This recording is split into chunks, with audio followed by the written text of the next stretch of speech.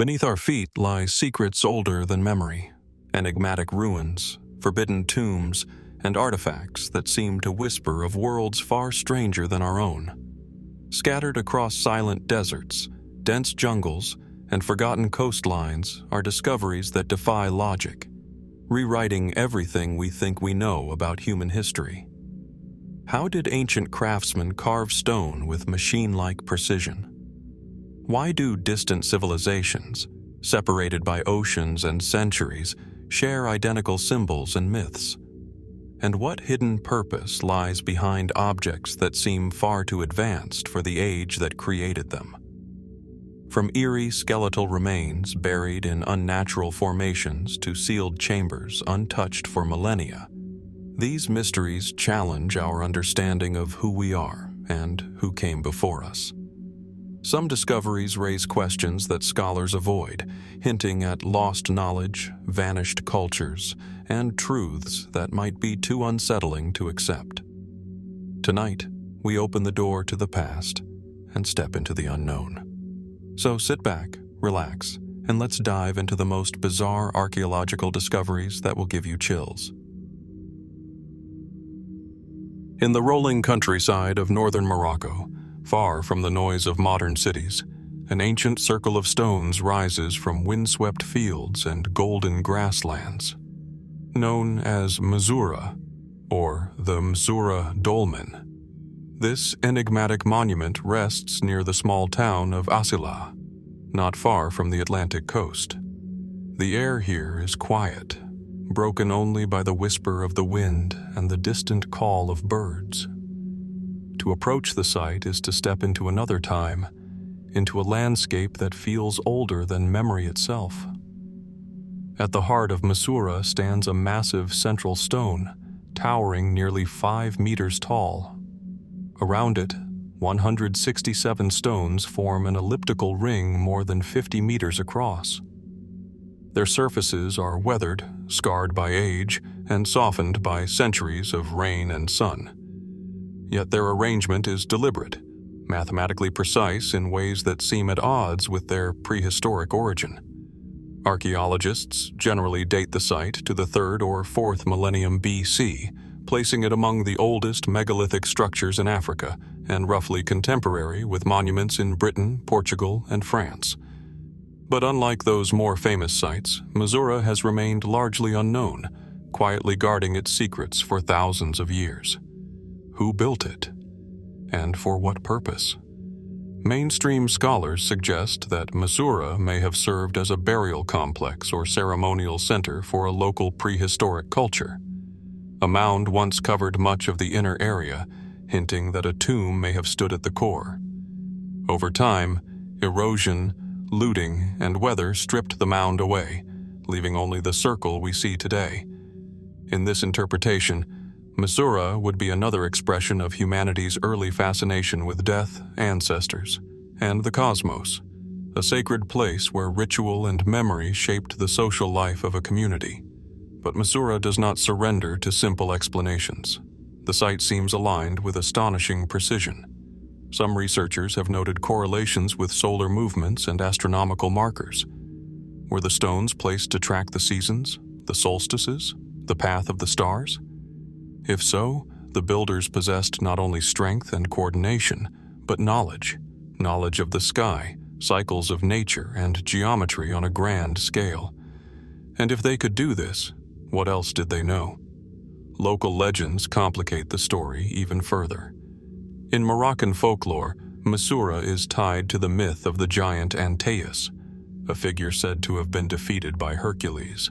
According to the legend, this stone ring marks Antaeus's tomb, and the towering central megalith is his gravestone. Of course, no physical evidence supports this tale, but the myth is old, very old, and myth often forms where memory and history blur.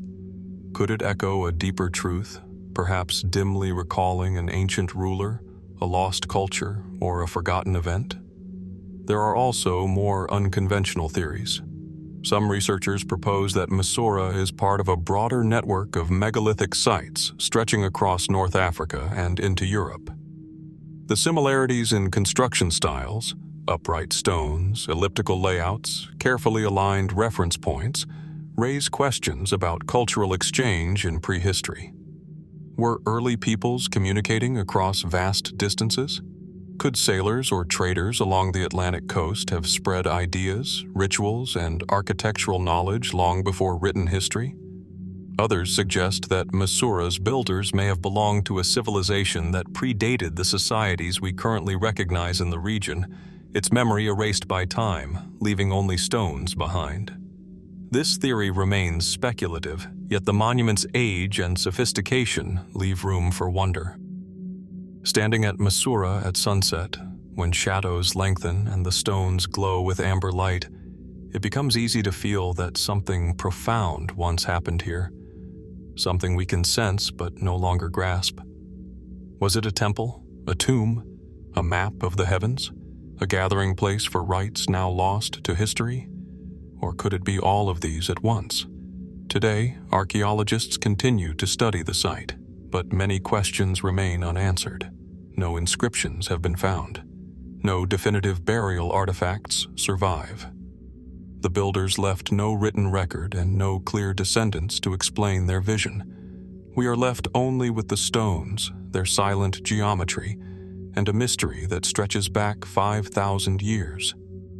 Perhaps that is what gives Msoura its power. It is a reminder that the past is not fully known, that beneath familiar timelines and tidy explanations, there are chapters still missing. And so, the Msoura Dolmen endures, ancient, monumental, and unresolved. What stories lie buried beneath its soil? What knowledge was once understood here, beneath the open sky? And how many secrets, still hidden in the earth, continue to wait for the moment we are ready to uncover them? And while the silent stones of Msoura stand guard over mysteries carved in raw earth and granite, our journey now turns east, across deserts, mountains, and windswept plains, to a place where an entire city once thrived, flourished, and then vanished into dust. A city that seemed to appear far ahead of its time, and disappear without leaving the answers we would expect. On the arid plateau of southeastern Iran, surrounded by the harsh expanse of the Lut region, lie the remains of Shahr-e Sukhteh, the burnt city. Under the scorching sun, the cracked soil stretches outward like a fractured mosaic, and the wind sweeps across empty foundations that hint at a civilization both brilliant and forgotten. From a distance, the ruins appear deceptively simple. Eroded walls, low mounds of clay, and the remnants of streets that no longer echo with footsteps. But up close, the earth reveals a story far stranger than its quiet surface suggests. Archaeologists believe Shahr-e Sukhteh rose to prominence around 3200 BC, becoming one of the largest and most advanced urban centers of the ancient world. At its height, it covered more than 150 hectares, complete with residential districts, industrial zones, and intricate water management systems. Evidence points to thriving trade routes stretching toward Mesopotamia, the Indus Valley, and regions beyond. For a Bronze Age settlement, its level of organization is astonishing, suggesting that the people who lived here possessed not only skill, but vision. Yet what makes this city truly unusual is not merely its scale, but the remarkable discoveries hidden beneath its layers of ash and soil. Among the ruins, researchers uncovered what may be the world's oldest known artificial eye, a lifelike prosthetic made from bitumen and gold fibers, once worn by a woman of high status. In another grave, archaeologists found the remains of a young girl whose skull bore traces of brain surgery, evidence that early medical practices here rivaled those of civilizations often considered far more advanced. Perhaps most striking is a small clay disc engraved with sequential images, believed by some to represent the earliest known attempt at animation. Why would a Bronze Age society conceive of something so conceptually modern, so abstract, so entirely ahead of its time? Artifacts from Shahr-e Sukhteh tell a story of ingenuity, curiosity, and sophistication. The city reveals a culture deeply invested in experimentation, craft, and knowledge.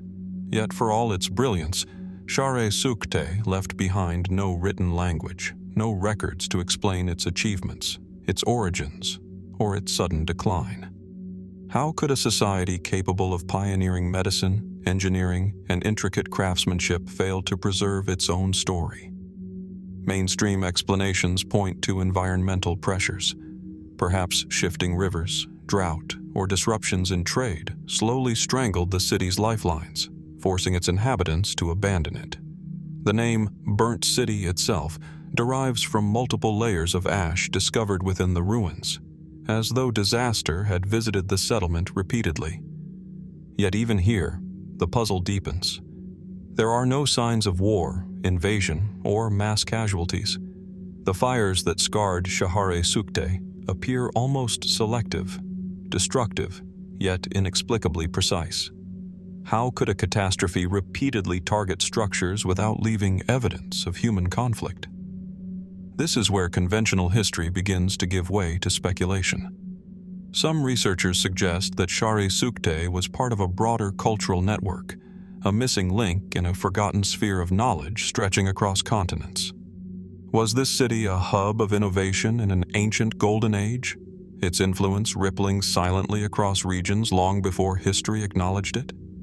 Could the techniques pioneered here have shaped distant civilizations in ways we are only beginning to imagine? Others ponder the city's sudden disappearance and consider forces that remain mysterious: natural disaster, epidemic, or internal collapse of a kind still beyond our comprehension. A few fringe theorists propose that Shahr-e Sukhteh represents a branch of humanity that advanced along a distinct trajectory, one whose legacy was buried by time, climate, or fate. While such ideas challenge conventional timelines, they underscore the central truth.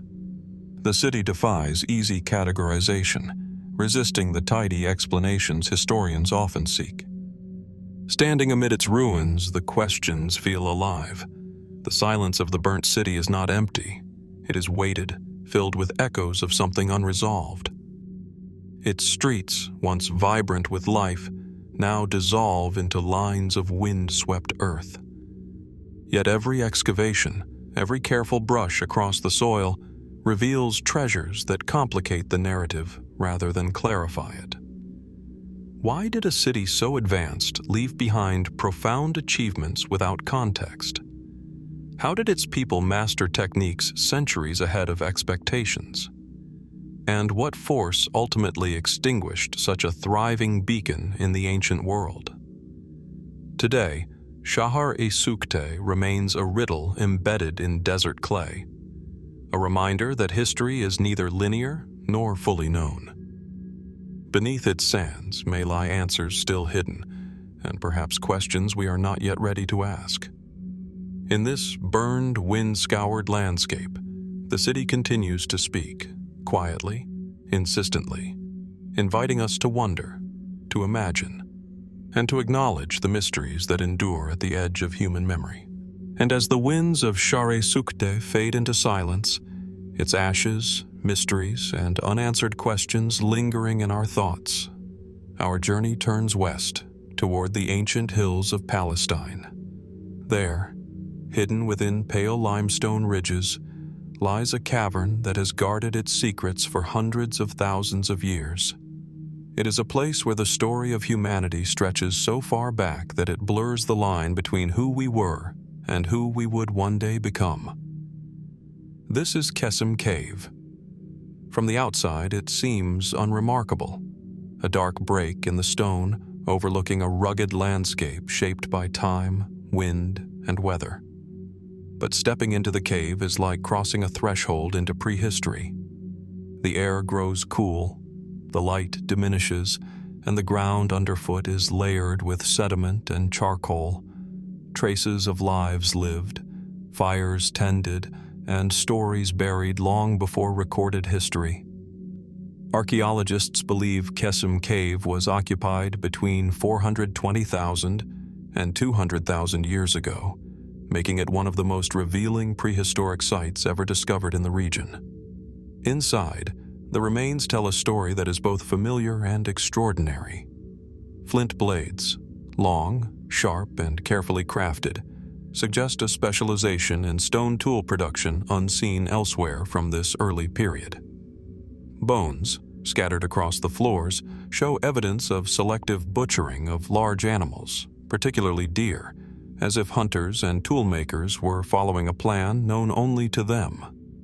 And at the center of it all lies the hearth, a large, enduring fire pit layered with ash, burnt bone, and charcoal.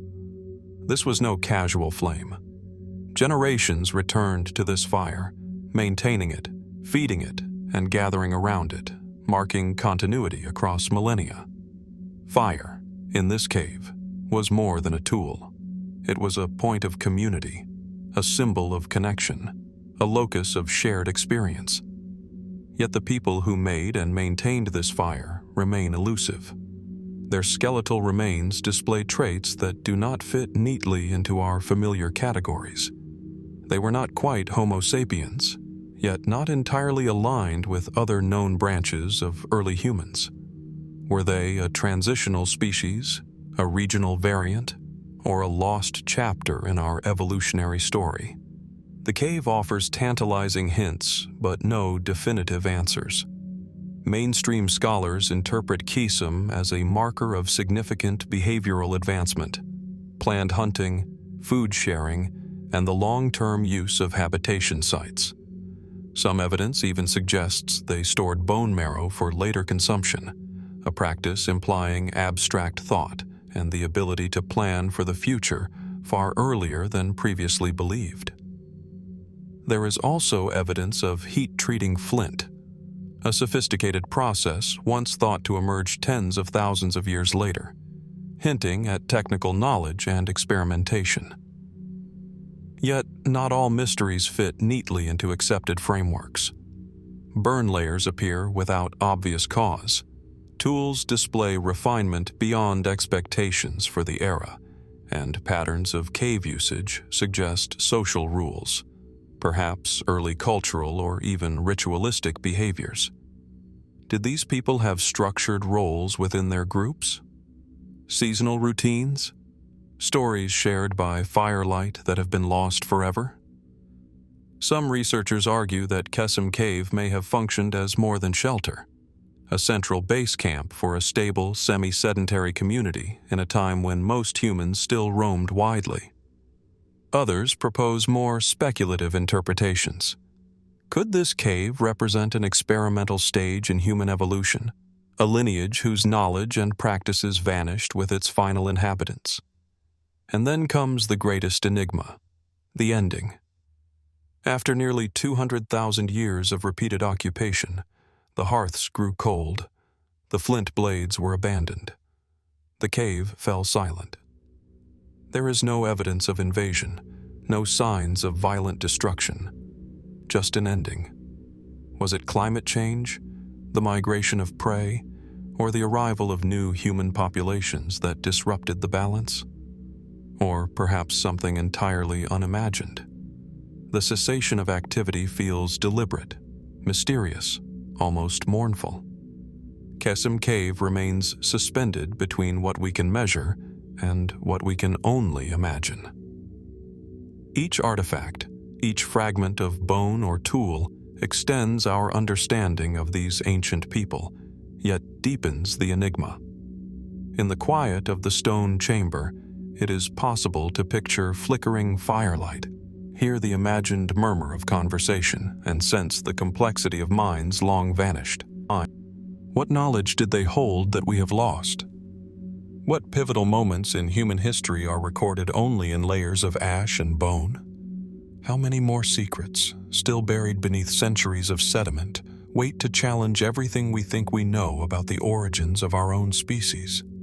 And so, standing at the mouth of Qesem Cave, one feels both the weight of time and the breath of human ingenuity, a reminder that our story is far older, far richer, and far stranger than we often allow ourselves to imagine. And as the last echoes fade from Qesem Cave, where ancient firelight once flickered against limestone walls and vanished lives left mysteries in ash, we shift our journey far south, across continents and oceans, to a very different landscape.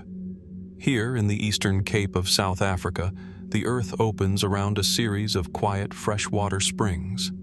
At first glance, the setting feels peaceful, even ordinary. Reeds swaying in a gentle breeze, still pools reflecting the sky, dragonflies drifting above the water's surface. Yet beneath this tranquil exterior lies one of the most puzzling archaeological sites on the continent, Amanzi Springs. Amanzi Springs is unlike the deserts, tombs, and crumbling ruins we have seen so far.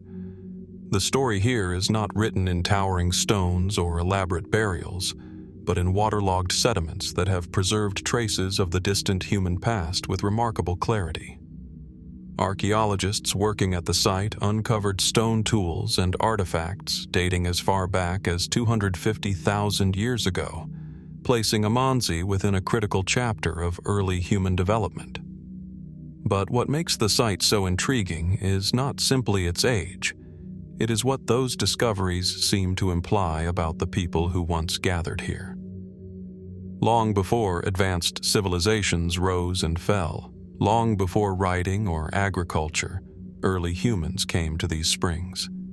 They selected this place deliberately, returning again and again over thousands of years. Why here?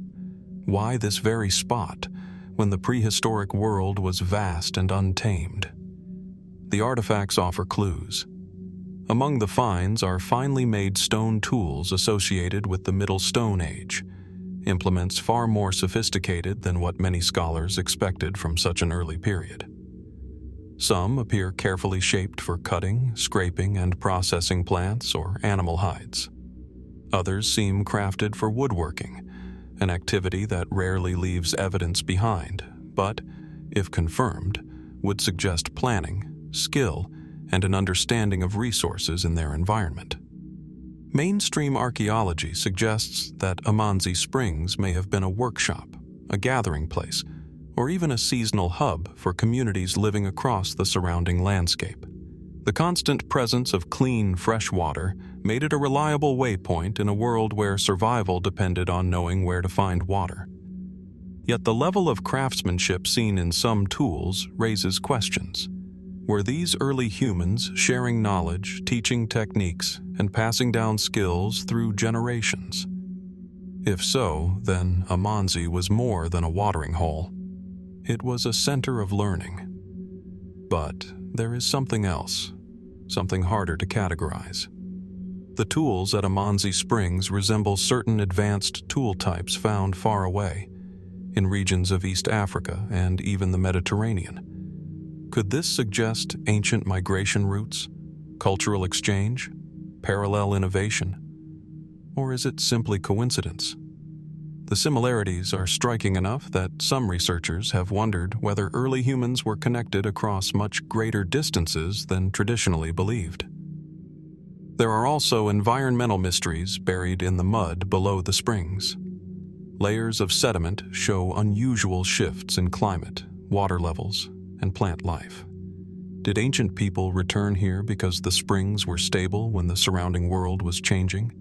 Did they consider Amanzi a place of safety, or something even more meaningful? Some fringe theories suggest that Amanzi Springs may hold evidence of early ritual behavior, perhaps linked to water as a symbol of life. The theory is far from proven, but the idea persists. Could the repeated use of this site be cultural rather than purely practical? Did these early humans see the springs as sacred? The site's preservation only deepens the enigma. Normally, wood, plant fibers, clothing, and organic objects from such an early era are lost to time. Yet the unique, waterlogged conditions at Amanzi Spring sealed the ground like a time capsule, protecting delicate traces that would otherwise have vanished.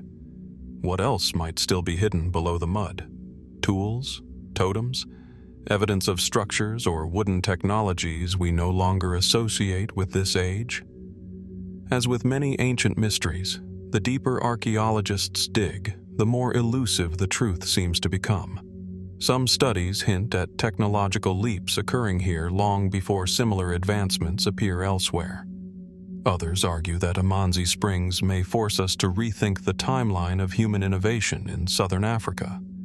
Instead of being passive wanderers shaped only by their environment, perhaps these early humans were thinkers, planners, experimenters, far more capable and complex than once assumed.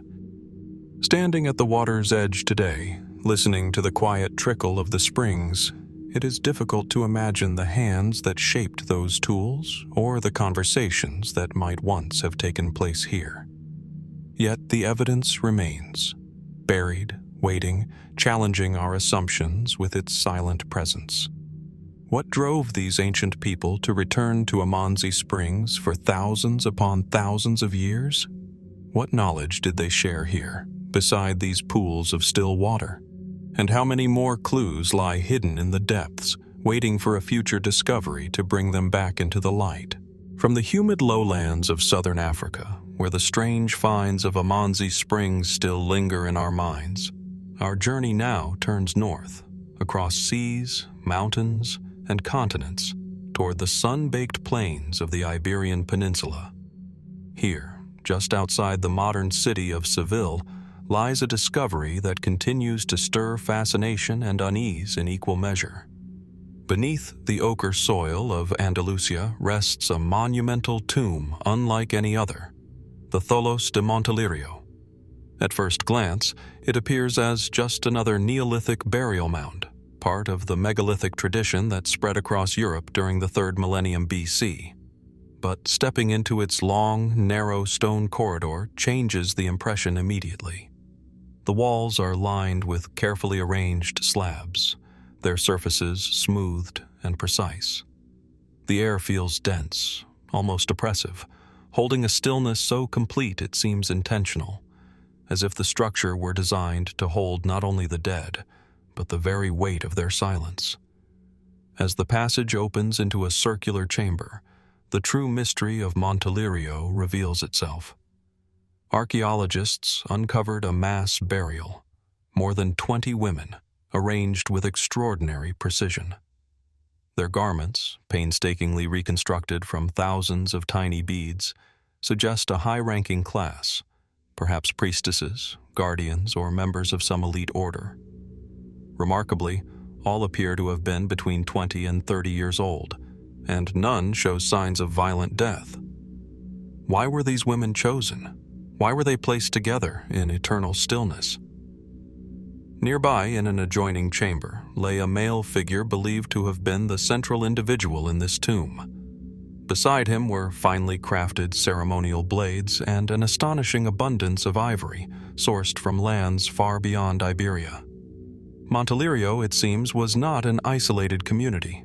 It was connected, linked to far-reaching networks of trade, influence, and exchange that scholars are only beginning to trace.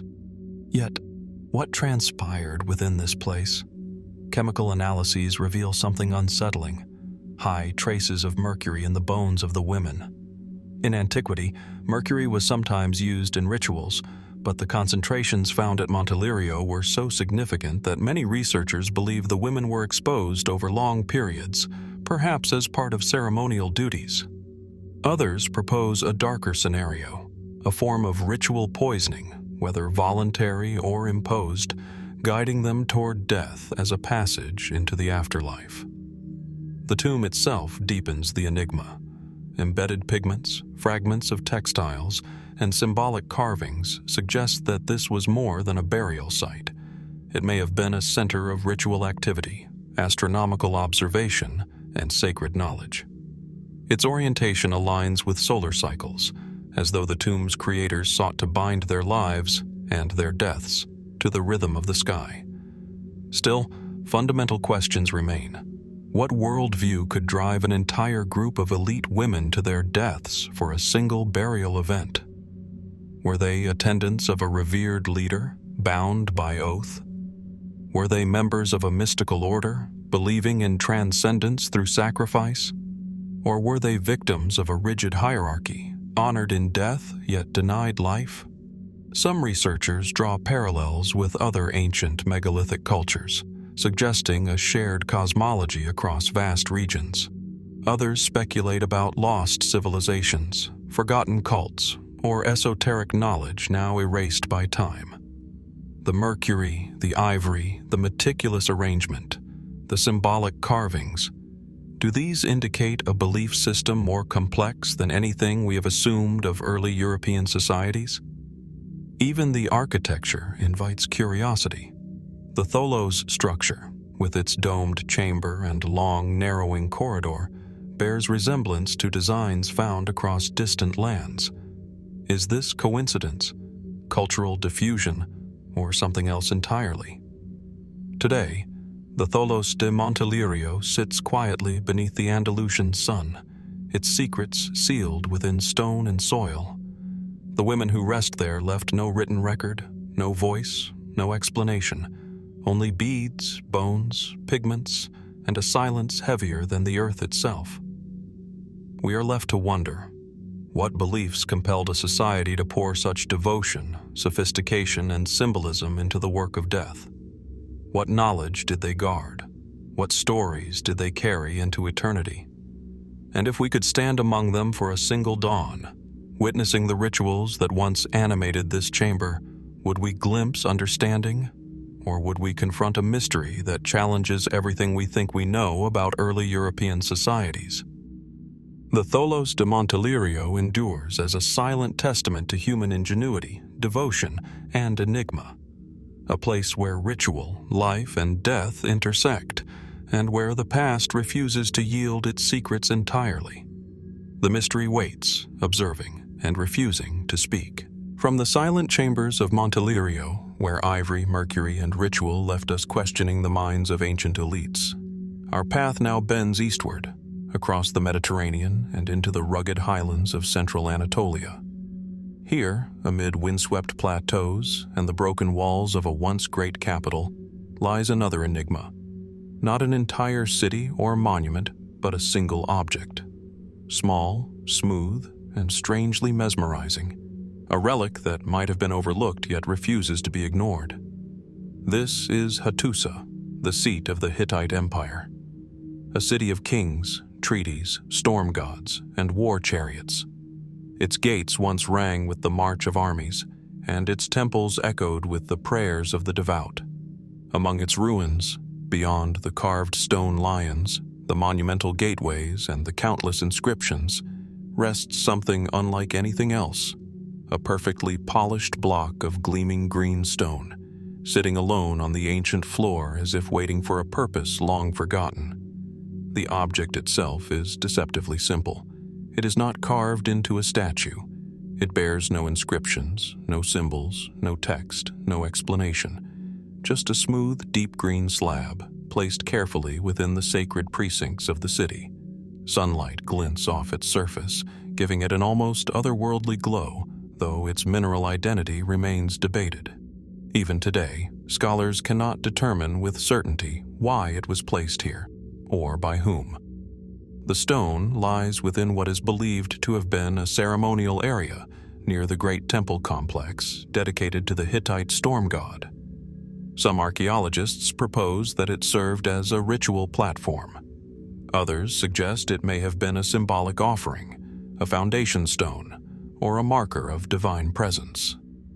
Yet, when one stands before it, another sensation emerges. The slab feels intentionally isolated, as if the power it once held demanded space of its own, commanding attention without explanation. Intriguingly, the stone does not originate from the surrounding region. Its material is foreign to local geology. How did it arrive in the heart of Hattusa? Was it a gift from distant lands, a trophy brought home from conquest, or a sacred import tied to traditions older than the city itself? The mystery of its origin only deepens the enigma. Some researchers propose that the stone had a ceremonial role tied to celestial observation. The Hittites were careful sky watchers, noting the movements of the sun, moon, and stars with precision. Others suggest a connection to purification rituals, where reflection, light, or water might have played a role. At certain times of day, sunlight strikes the stone's surface at just the right angle, causing it to shimmer as if infused with life, a sight that surely would have seemed magical to those who first placed it there. Beyond the conventional, theories grow more speculative. Some fringe researchers claim the stone was part of a lost technology, a symbolic relic inherited from a civilization that predated the Hittites. Not a tool, not a weapon, perhaps a key to a knowledge we can no longer grasp. Others note the layout of the temple grounds and interpret geometric alignments, energy lines, or geomagnetic connections. To them, the stone is not a mere ornament. It is a focus, a conduit, a node. Was it meant to link earth and sky? To channel forces we can no longer measure? Mainstream archaeology, for its part, remains grounded. It was ceremonial, symbolic, meaningful, but not mystical. Yet, even conventional studies cannot answer the most pressing question: why this stone, and why here? Of all materials available, why did the Hittites choose a mysterious, imported slab of polished green, dedicating a sacred space around it? The ruins offer no reply. Elsewhere in Hattusa, inscriptions speak freely of kings, treaties, and offerings. But in the presence of the green stone, the written record falls silent. No dedication, no ritual text, no explanation. Only the stone remains, radiating questions that history has left unanswered. Today, visitors describe a strange sensation when standing before it, a calm that borders on disquiet, an awareness that something ancient persists in its stillness. Is it suggestion, atmosphere, or the human mind recognizing significance where history refuses to speak? What truth lies buried beneath the dust of Hattusa? Was this slab the centerpiece of lost ceremonies? A diplomatic gift imbued with sacred meaning? A spiritual conduit or a fragment of an even older story? One whose pages were scattered, burned, or forgotten before the annals of history began? The winds of Anatolia sweep across the plateau, moving through broken gates and shattered stones as they have for millennia. And still, the green stone remains, silent, untouched, unexplained, waiting. From the windswept temples of Hattusa, where a single polished relic sits in deliberate silence, guarding secrets of an ancient empire, we now travel north, crossing the Black Sea and the endless Eurasian plains. Our next mystery lies deep in Russia's Ural Mountains, a rugged land of forests, rivers, and stone. Here, far from the centers of early civilization, an object was found that challenges not only archaeology, but our entire timeline of human knowledge. It is called the Dashka stone, a massive tablet of layered dolomite, weighing nearly a ton, discovered near the village of Chandra in 1999. At first glance, it appears natural, just another slab pulled from the earth. But look closer, and its surface reveals something astonishing. Intricate lines, channels, and patterns that resemble a detailed map. Not a simple sketch, but a relief layout of an entire region, complete with what some claim to be rivers, valleys, and mountain ranges rendered in three-dimensional precision. Researchers who examined the artifact noted that the geographical lines bear a striking resemblance to modern topographical maps of the southern Urals.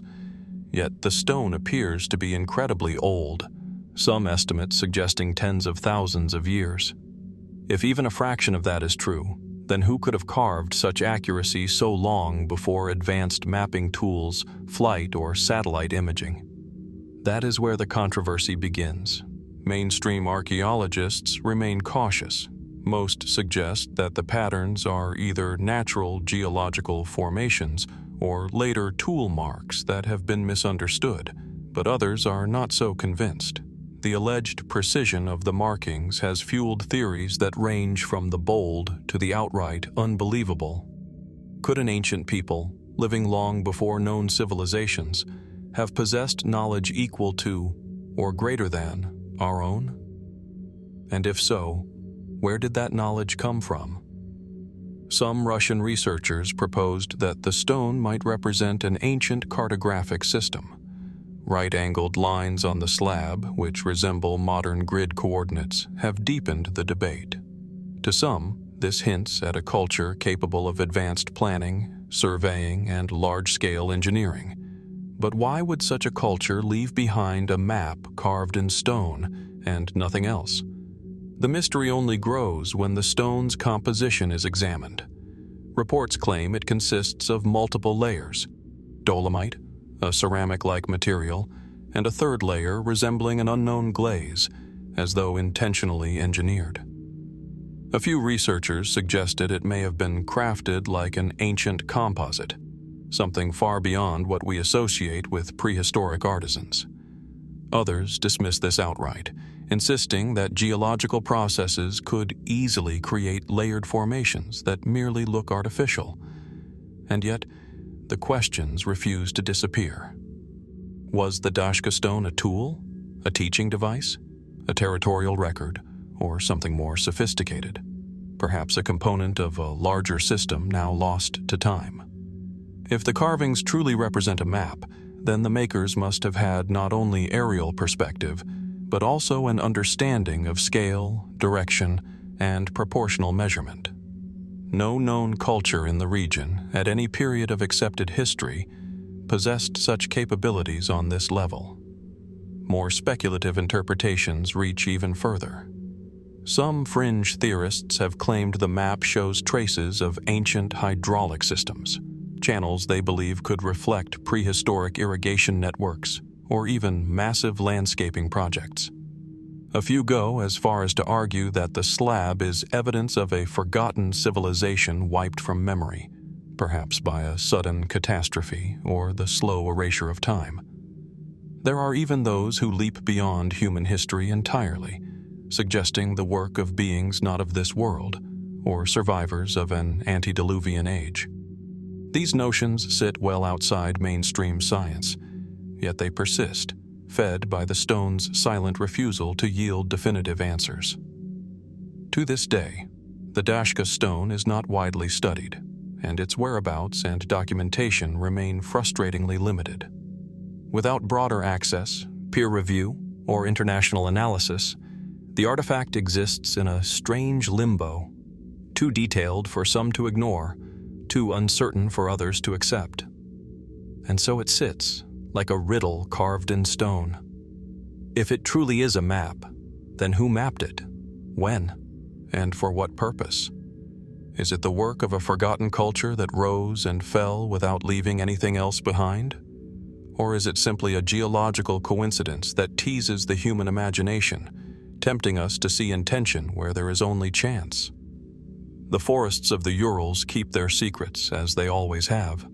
Beneath layers of soil, frost, and time, perhaps more artifacts lie buried, waiting to confirm or shatter the implications of this single slab, For now, the Dashka stone remains an enigma, a monument not to what we know, but to the vast expanse of what we still don't.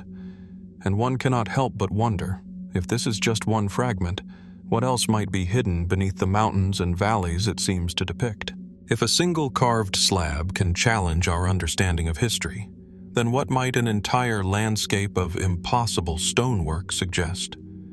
From the enigmatic Dashka stone, we remain in the Ural Mountains, traveling deeper into their remote valleys and forested slopes, where another enigma quietly waits. Here, scattered across rugged terrain and far from any known cradle of early civilization, stand the so-called Ural megaliths. Massive stone blocks, some weighing dozens, even hundreds of tons, rest in silent, perplexing formations, as though placed by an unseen hand in an age long forgotten. The setting is harsh and untamed. Towering pines and silver birch guard steep ridges. Snow blankets the land for much of the year, muffling sound and slowing time. And in these isolated expanses, blocks of granite and quartzite lie in near geometric shapes, as though cut and stacked with deliberate intent. Some formations resemble terraces, others look like walls or platforms. The most controversial blocks appear sharply defined, with flat faces, clean angles, and seams that, to the untrained eye, suggest engineering. Mainstream geology offers a simpler explanation: natural fracture patterns. Under certain conditions, rock can split along straight lines, creating shapes that mimic human workmanship. Freeze-thaw cycles, tectonic shifts, and erosion may combine to carve nature into patterns that resemble architecture. And indeed, throughout the world, from Canada to Antarctica, similar geological phenomena exist. Yet in the Urals, something feels different. Some stones display startling precision, their edges meeting at near-perfect right angles. Others appear stacked in deliberate layers, as though assembled rather than randomly scattered. At one site, not far from the Taganay Range, massive blocks lie in arrangements so imposing that, if moved by human hands, they would imply a scale of organization, labor, and engineering unheard of in prehistoric Russia. And yet, no ruins of cities, no pottery, no metalwork, no inscriptions, no tools. Nothing connects these formations to any known culture. And still, the impression persists. Could an ancient civilization once have inhabited this region, building in stone on a scale rivaling later civilizations, only to vanish without leaving a trace? If so, who were they? And why would such an ambitious culture leave behind neither burial sites nor artifacts? Or are we witnessing a geological coincidence so improbable that it strains the imagination? Some Russian researchers refuse to dismiss the anomalies. They point to stones cut in repeating dimensions, suggesting measurement and intention. Certain blocks rest atop others in ways that appear deliberate, hinting at planning rather than chance. A few observers go further, suggesting that these formations could be the eroded remnants of Cyclopean architecture, structures predating cities in Mesopotamia or the Nile by millennia. Then the theories grow bolder. Fringe interpretations propose that the Urals were home to a lost Eurasian civilization, older than Sumer, older than dynastic Egypt, perhaps older than any society recognized by current historical timelines. Some even connect the megaliths to myths of antediluvian epochs, forgotten catastrophes, or advanced knowledge lost to time. Mathematical or technological sophistication, they argue, may have existed long before mainstream archaeology is willing to acknowledge. Yet there is no definitive proof. No carvings, no symbols, no artifacts of culture. Only the stones and the silence of the mountains. One cannot ignore another possibility. Perhaps the mystery endures not because of what the stones reveal, but because of what the landscape conceals. Dense forests, rugged terrain, and extreme weather have hindered comprehensive archaeological surveys. It is entirely possible that evidence, supporting or refuting the more extraordinary theories, remains buried beneath moss, soil, and snow, waiting for discovery. So the question lingers. Are these formations the playful handiwork of nature, sculpting illusions that tempt the human imagination to see lost civilizations in cold, unfeeling rock? Or are they survivors of a forgotten chapter in human history, an ambitious, ancient society erased by time, climate, or cataclysm, leaving only tantalizing hints scattered across a silent mountain range? For now, the Ural megaliths remain an open case, a puzzle missing its edge pieces, a monument, natural or constructed, that challenges our understanding of possibility. As the wind sweeps through the passes, echoing against stone and ridge, the mountains offer no answer. They only convey a sense of something that happened here long ago, something vast, mysterious, and unresolved. And in that silence lies the enduring allure of the Urals, a landscape that refuses easy explanation, one that hints at a history older, stranger, and more complex than the textbooks acknowledge. Whatever its origins, the stones endure. Silent witnesses to events lost in the mists of time, waiting for the eyes patient enough to see them, and the minds brave enough to imagine what might have been. If the frozen Urals can leave us wondering whether entire chapters of human history lie buried beneath mountains and myth, then our next destination takes that question to an even more profound extreme. We now journey thousands of miles southeast, across oceans and tropics, to the mist-covered highlands of West Java, Indonesia, where a grassy hill, crowned with weathered stone pillars, has ignited one of the most intense archaeological debates of the modern age. This is Gunung Padang. At first glance, it appears to be nothing more than a megalithic terrace. Columnar stones neatly arranged atop a lush volcanic hill at an elevation of nearly 900 meters. Birds circle in the humid air, distant mountains glow in the morning haze, and the site feels peaceful, almost forgotten. But beneath its quiet surface lies a mystery that could rewrite our understanding of civilization itself. For generations, local communities regarded Gunung Padang as sacred.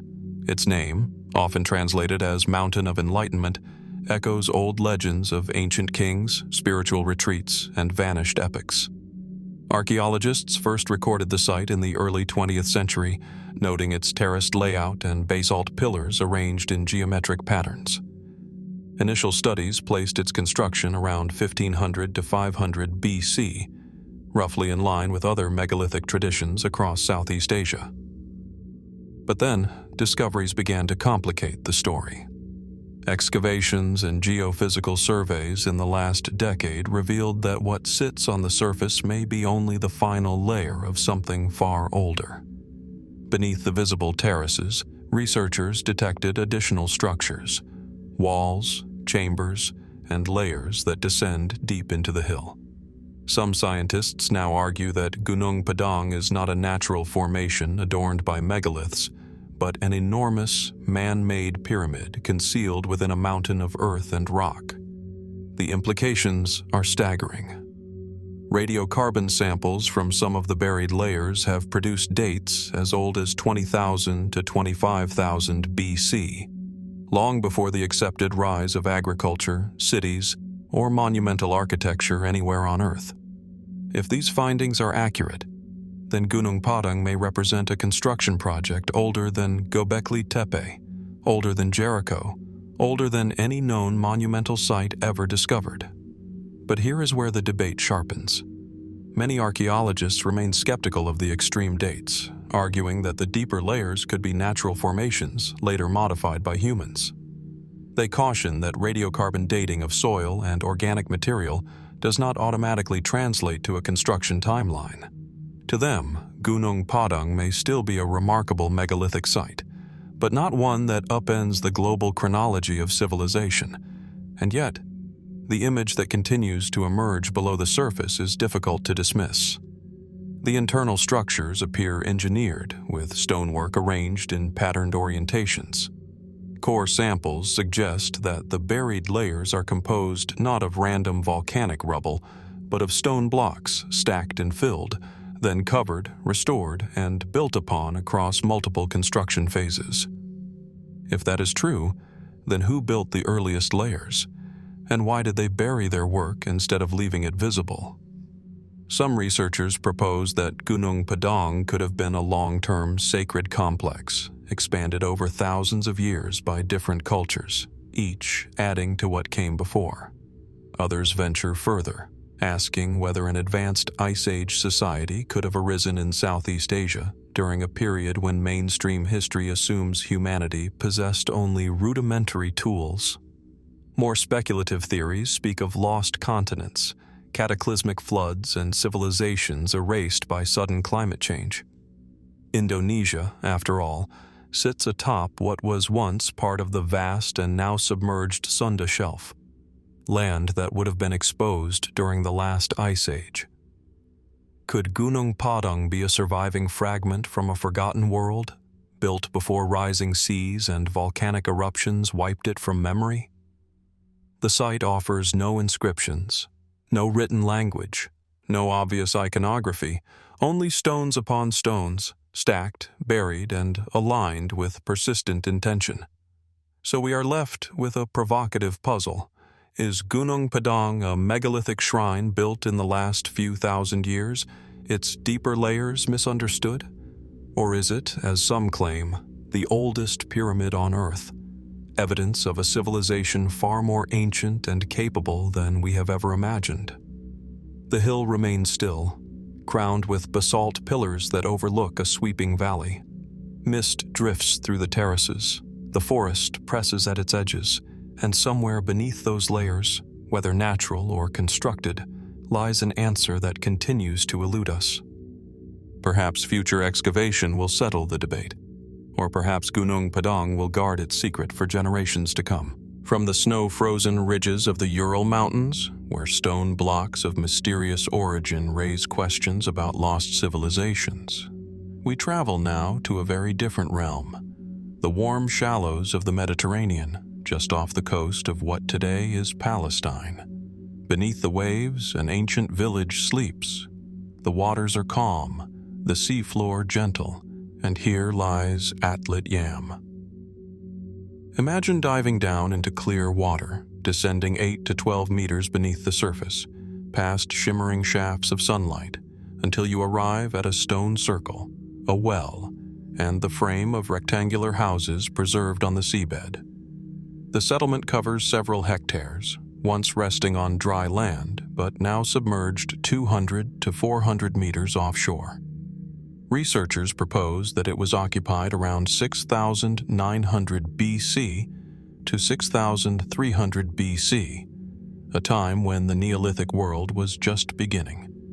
On the seabed, you can trace the outlines of houses built of stone, a stone-lined well reaching deep into the ground, and a semicircular arrangement of megaliths surrounding a freshwater spring.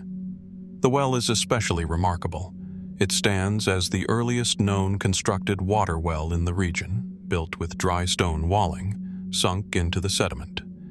Nearby, piles of fish bones lay undisturbed on the seabed, suggesting both everyday life and perhaps a sudden halt to that life.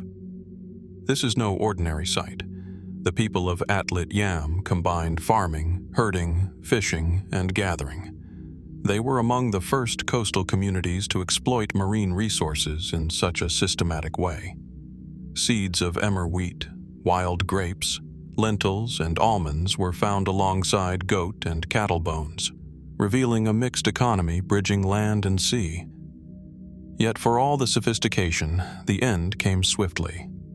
Mainstream scholars propose that rising sea levels gradually encroached on the settlement, eventually forcing the inhabitants to abandon it as the shoreline shifted inland. The well's water became saline, the land lost its fertility, the people moved on. But some elements of the story remain unsettling. At Atlit-Yam, the portraits painted by archaeology are sharp, but they leave large blank spaces. What does it mean, for example, that the megalithic stone circle stood around a freshwater spring? Scholars suggest ritual involvement, perhaps ceremonies tied to water, life, and death. The 7 upright stones weigh hundreds of kilograms each, and the spring they surround must once have served as a vital resource in a region already changing with sea level rise. And yet, no inscriptions accompany the stones, no written records to explain the purpose. What of the fish piles? Some argue they indicate trade or storage. Others suggest sudden abandonment, caught unawares by environmental catastrophe. One study argues a tsunami triggered by volcanic collapse may have engulfed the Mediterranean coast near this time, possibly contributing to the settlement's end. But this remains hypothesis, unproven and hotly debated. And deeper still, there are whispers of something more. Could Atlit-Yam reflect not just a Neolithic village, but a community with extraordinary knowledge of both land and sea? The well, the architecture, the mixed economy, it suggests adaptation and innovation. But might it also hint at lost maritime traditions, connections between early coastal groups, or even early water ritual systems we scarcely understand? Some fringe voices propose that Atlit-Yam anchors the myth of a sunken civilization, a Mediterranean Atlantis of sorts. They point to the submerged settlement, the abrupt end, and the unusually preserved remains. Others remain firmly rooted in conventional prehistory, cautioning that the evidence, while compelling, does not yet demand rewriting the timeline of human development. To dive among those stones is to sense the pause between epochs. A community lived here, thrived here, adapted here, and then, with the sea's slow advance or the crash of waves unknown, it vanished. The water now holds the memories. The seabed remembers what the land cannot. In the quiet of the Mediterranean seafloor, one senses that the story of Atlit-Yam is not finished. Every column, every well, every fishbone speaks of life, of innovation, of change, and of questions we cannot yet answer. Why this settlement, in this place, at this time? What caused its end? And how complete is our picture of the people who lived here? What other submerged villages lie waiting beyond the coast, their stories lost to the waves, lost? As we leave the cool waters of Atlit-Yam and return to the surface, the sea rises gently, the air warms, and the horizon shifts. We carry with us not just artifacts and facts, but the quiet suggestion that beneath the waves, and under the very foundations of our assumptions, there may lie other chapters of human history waiting to be found. And we ask, what else lies hidden beneath these ancient seas?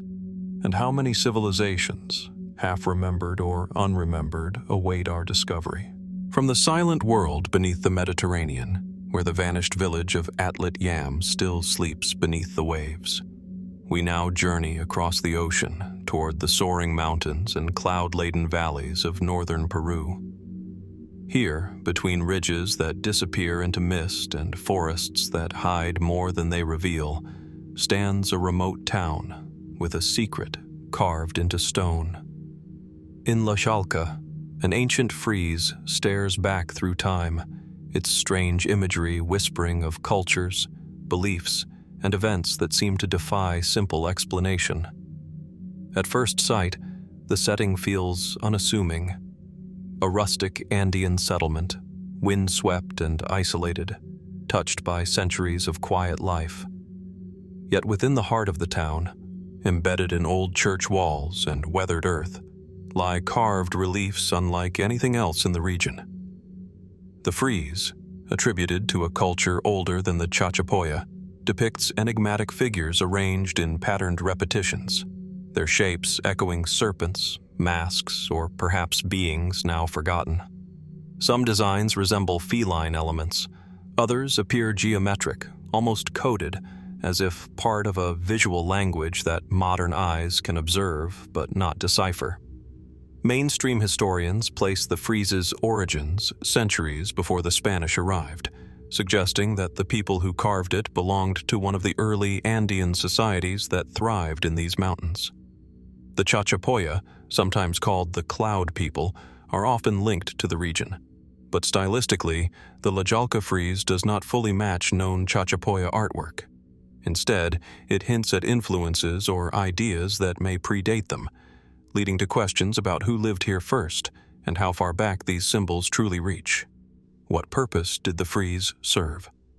Scholars have offered interpretations: a ceremonial motif, an emblem of status, perhaps even a territorial marker. Some argue it represents deities or mythic guardians, stationed to protect a community perched between earth and sky. Others believe it could have been part of an architectural program, dressing the walls of a monumental structure that has long since vanished, Yet, even with these theories, the truth remains elusive. The imagery itself deepens the mystery. The repeated motifs suggest intention, an organized belief system, a story, or a ritual cycle. But if this was a narrative, what story was being told? Was it a cosmology, explaining the origins of life? A warning about chaos and order? Or a depiction of beings the ancient inhabitants considered real, creatures that walked their world, whether physical, spiritual, or symbolic? Some researchers point out that the region surrounding La Jalca is dense with archaeological traces, hidden tombs, fortress-like structures, circular dwellings, and unexplored rock faces. The Chachapoya and earlier cultures built high in remote places, as though proximity to the clouds held spiritual significance. Could the Frieze be part of that same worldview? A testament to a civilization obsessed with worlds above and below, with thresholds and transitions we no longer understand? More speculative thinkers go further. They wonder if the symbols represent not gods, but visitors, beings from distant lands or distant skies. The elongated shapes and mask-like visages have inspired comparisons to other ancient artworks across the globe, from Mesoamerica to the Mediterranean. Is it coincidence? Independent invention? Or could forgotten networks of contact have once spanned great distances, linking cultures we assume were isolated? Even more provocative is the suggestion that the frieze encodes knowledge, mathematical, astronomical, or calendrical. The repeating rhythm of its forms might conceal a cycle of stars or seasons. Were the creators watching the sky? Did they record something they believed would matter for generations? If so, why choose symbols so abstract that their meaning is now veiled behind time? Yet for all the theories, scholarly and fringe alike, the stone remains silent. The frieze does not explain itself. There are no accompanying inscriptions, no deciphered texts, no surviving oral tradition that clearly references its purpose. What we have instead is a fragment, a carved message whose language we no longer speak. And perhaps that is the most haunting part. Across Peru's highlands, countless archaeological sites still lie unstudied, overgrown, or buried beneath later construction. La Jalca reminds us that history is not a finished record, but a puzzle with missing pieces. If one frieze could endure for centuries, how many others once existed? How many stories have been lost to erosion, conquest, time, and how many remain hidden just beneath the soil? As we leave La Jalca, the Andean mist closes in again, curling through stone streets and over distant ridges. The mystery lingers. What knowledge did these mountain cultures truly possess? What memories were carved into those stones, and why are they now silent? Somewhere in the clouds, the unanswered questions wait. From the mist-covered highlands of Peru, where the mysterious frieze of La Jalca left us with more questions than answers, our journey now turns to an entirely different landscape, far from the Andes, deep into the heart of Eastern Europe. Here, in the quiet plains of Romania, a discovery was made that continues to challenge long-held assumptions about the origins of writing and the dawn of human communication. In a small village called Tărtăria, fragments of clay, simple, fragile, and unassuming, have sparked one of archaeology's most enduring debates. Unearthed in 1961 by archaeologist Nicolae Vlasa, the Tărtăria tablets are 3 small clay plaques, each etched with symbols that seem to belong to an early writing system. They were found buried alongside figurines, burned bones, and ritual objects linked to the ancient Vinca culture, which flourished in southeastern Europe during the 6th and 5th millennia BC. At first glance, the tablets are modest in appearance, palm-sized pieces of clay inscribed with geometric patterns, lines, and signs that resemble pictograms. Yet their implications are anything but modest. If the markings on these tablets do represent writing, They could predate the earliest known scripts of Sumer by more than 1,000 years. This possibility, if true, would rewrite a chapter of human history, challenging the long-accepted belief that the world's first writing systems emerged in ancient Mesopotamia around 3200 BC. But are these symbols truly writing? Or are they something else entirely? Ritual signs, proto-script, or simply decorations with no linguistic meaning? Mainstream scholars have approached the question cautiously. Some propose that the tablets contain proto-writing, symbolic notation used for religious or administrative purposes, similar to counting tokens or ceremonial signs found in other early Neolithic cultures. According to this view, the Tărtăria symbols represent an early stage in humanity's long journey toward written language, but not a fully developed script. Still, others argue that the signs bear striking similarities to symbols found in later writing systems, raising the possibility of cultural diffusion, or of a much larger, interconnected prehistoric world than we currently imagine. Could the Vinca people have developed a system of communication that was later lost? If so, what knowledge might have vanished with it? The mystery deepens when considering the tablet's context. The bones found alongside them were radiocarbon dated to roughly 5,300 to 5,000 BC, suggesting a ritual burial. The presence of divine or ceremonial figurines nearby has led some researchers to believe that the tablets were part of a sacred practice. But what kind of ritual requires inscribed clay plaques? Were they offerings? Records? A message? As much for the gods as for the living? The uncertainties surrounding the tablets have opened the door to more speculative ideas. Some fringe theorists suggest that the symbols represent a forgotten prehistoric civilization in Europe, one that possessed advanced knowledge long before Mesopotamia, Egypt, or China rose to prominence.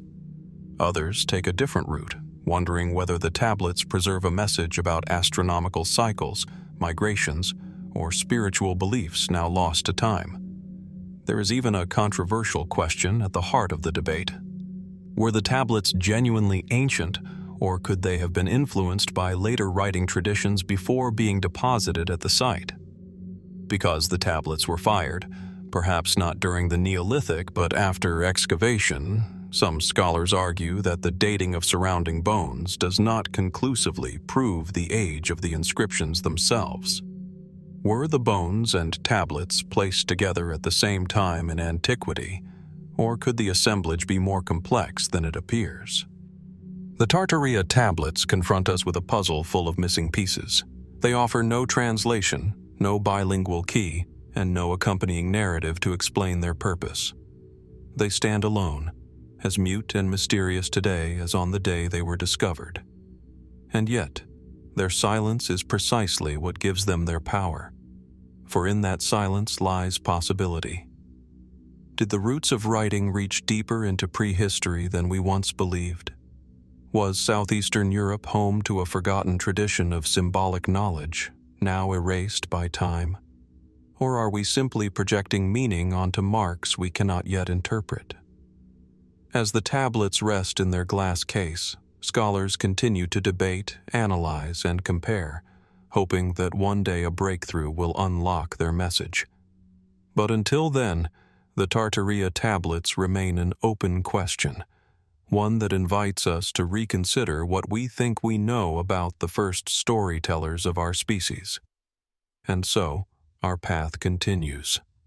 If clay, carved by an unknown hand thousands of years ago, can still challenge our understanding of history, then what other secrets might lie hidden beneath the soil of forgotten lands, waiting for their moment to speak? From the enigmatic symbols of the Tărtăria tablets, where meaning is etched in clay yet sealed behind silence, our path now carries us to the heart of the Mediterranean.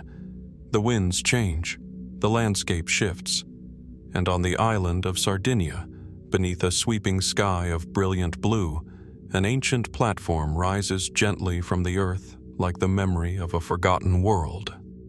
This is Monte Dakoti, one of the most baffling and unsettling archaeological sites in all of Europe. Located near Shahr-e, the structure greets the viewer not with ornate carvings or towering columns, but with something far more unexpected: a massive stepped platform that looks strikingly like a ziggurat, yet stands thousands of miles from Mesopotamia. A sloping ramp leads to a flattened summit. Wide stone terraces form geometric tiers, and surrounding it, scattered remnants of ritual installations, altars, standing stones, and a great carved boulder, suggest that whatever happened here was deeply sacred. But to whom? And for what purpose? Archaeologists date Monte Dakoti to around the 4th millennium BC, linking it to Sardinia's Ozieri culture. That places it roughly in the same era as the first great temple complexes of Sumer and Egypt, at a time when human civilization was still young and fragmented. And yet, here on this island, far from the fertile river valleys typically associated with early monumental architecture, someone constructed what appears to be a massive ceremonial platform, raised in deliberate mathematical form. Mainstream researchers propose that Monte Dakoti served as an altar or temple, perhaps dedicated to sky or sun deities. The site shows evidence of repeated ritual activity, including animal sacrifice and ceremonial fires. The platform's alignment has drawn the attention of archaeoastronomers as well, who argue that its orientation reflects a knowledge of celestial cycles. Was Monte Dakoti an early observatory? A calendar in stone? A place where the sky and the earth were meant to meet? Here, however, the mystery deepens. The structure is unlike anything else known in the Western Mediterranean from that period. Its shape, its ramp, and its tiered design evoke comparisons not to Europe, but to Mesopotamian ziggurats, a resemblance so strong that some scholars have wondered whether there were ancient cultural connections, migrations, or influences that archaeology has not yet identified. Could seafaring peoples have carried architectural ideas across great distances long before recorded history? Did the Mediterranean serve as a highway of knowledge rather than a boundary? Not everyone agrees. Many academics caution against drawing direct parallels, noting that similar forms can arise independently in different cultures. Human beings, after all, have always looked upward and built upward. Yet the lack of intermediate structures, no smaller prototypes, no earlier versions, no gradual evolution of the design, raises unsettling questions. Monumental architecture does not typically appear fully formed in archaeological silence. So why here? Why this style? Why at this moment in time? Then there is the carved boulder, often called the sacred stone, found at the site. Smoothed and rounded, positioned near the ramp, it has been linked, at least symbolically, to themes of fertility, rebirth, or celestial bodies. But its true function remains unclear. Was it a cult object, a symbolic representation of the heavens, or a relic of an older belief system absorbed into the rituals of the Monte Dakoti builders? As with many ancient sites, speculative theories soon followed. Some fringe interpretations propose that Monte Dakoti is far older than current dating suggests, possibly built upon the remains of even earlier structures. Others wonder whether the platform once supported a larger superstructure now lost to time. A few go further still, suggesting connections to vanished civilizations, advanced prehistoric cultures, or forgotten chapters of human development. These ideas are controversial, and archaeologists rightly demand evidence. But the questions persist because so much remains unknown. One detail, however, is certain. Monte Dakoti was abandoned. By the late 3rd millennium BC, it fell out of use, its sacred fires extinguished, its summit left to the elements. The reasons are unknown. Did the local culture collapse? Did new beliefs replace old ones? Or did a natural disaster erase what once was? Today, only the stones remain, silent, immovable, refusing to yield their story in full. Standing before the platform, one is struck by a strange duality. It feels both familiar and foreign. Familiar, because it echoes the monumental expressions of early civilization. Foreign, because it stands in a place and time where such architecture seems to defy context. Monte da Codi should not exist, and yet it does. And so we are left with questions more profound than the stones themselves. Was this platform merely a local religious altar? Or was it part of a broader, interconnected prehistoric world that we have only begun to glimpse? Did its builders look to the sky with knowledge now lost? Or are we, in our modern curiosity, imposing patterns where none were intended? For now, Monte da Codi keeps its secret, but its presence challenges us to look again at the ancient world, to reconsider how ideas traveled, and to wonder how many more forgotten monuments lie buried, waiting for the light of discovery. From the solitary platform of Monte da Codi, where ancient builders shaped stone into sacred geometry, our journey now leaps across the Atlantic to a very different landscape, but one filled with an eerily similar aura of purpose, silence, and unanswered questions. High on the Bolivian Altiplano, under the shadow of Nevado Sajama, the country's oldest and tallest extinct volcano, lies one of the most immense and least understood archaeological creations on Earth. Etched into the arid plateau, stretching across hundreds of square miles, are thousands of perfectly straight lines carved into the desert floor. They are known simply as the Sajama lines. From above, they resemble a vast and cryptic web, a geometric tapestry so enormous that it can only be fully recognized from the sky. Some lines stretch for miles in unwavering precision, intersecting with others in complex grids, radiating from small cairns or stone shrines. Together, they form one of humanity's largest and most mysterious works, far larger than Peru's Nazca lines, yet far less studied. Who made them? And why? The lines are believed to be ancient, predating Spanish arrival and possibly extending back many centuries, maybe even millennia. Most researchers associate them with the Aymara people and earlier pre-Columbian cultures that once inhabited the region. Unlike Nazca, these lines do not form animals, deities, or recognizable symbols. Instead, they stretch in ruler straight pathways over ridges, across valleys, and through uneven terrain, as though their creators were following an invisible blueprint written on the land itself. Mainstream archaeologists suggest that the Sajama lines served as ceremonial routes connecting sacred sites, shrines, burial towers known as chulpas, and places of ancestral veneration. In this interpretation, the lines formed a ritual network, guiding pilgrims through a sacred landscape where mountains, lakes, and spirits of nature held profound meaning. In Andean cosmology, straight paths symbolized order, direction, and the pure movement of the soul. Perhaps, then, the Sajama lines were not meant to be seen from above at all, but to be walked, experienced physically, spiritually, and repeatedly over generations.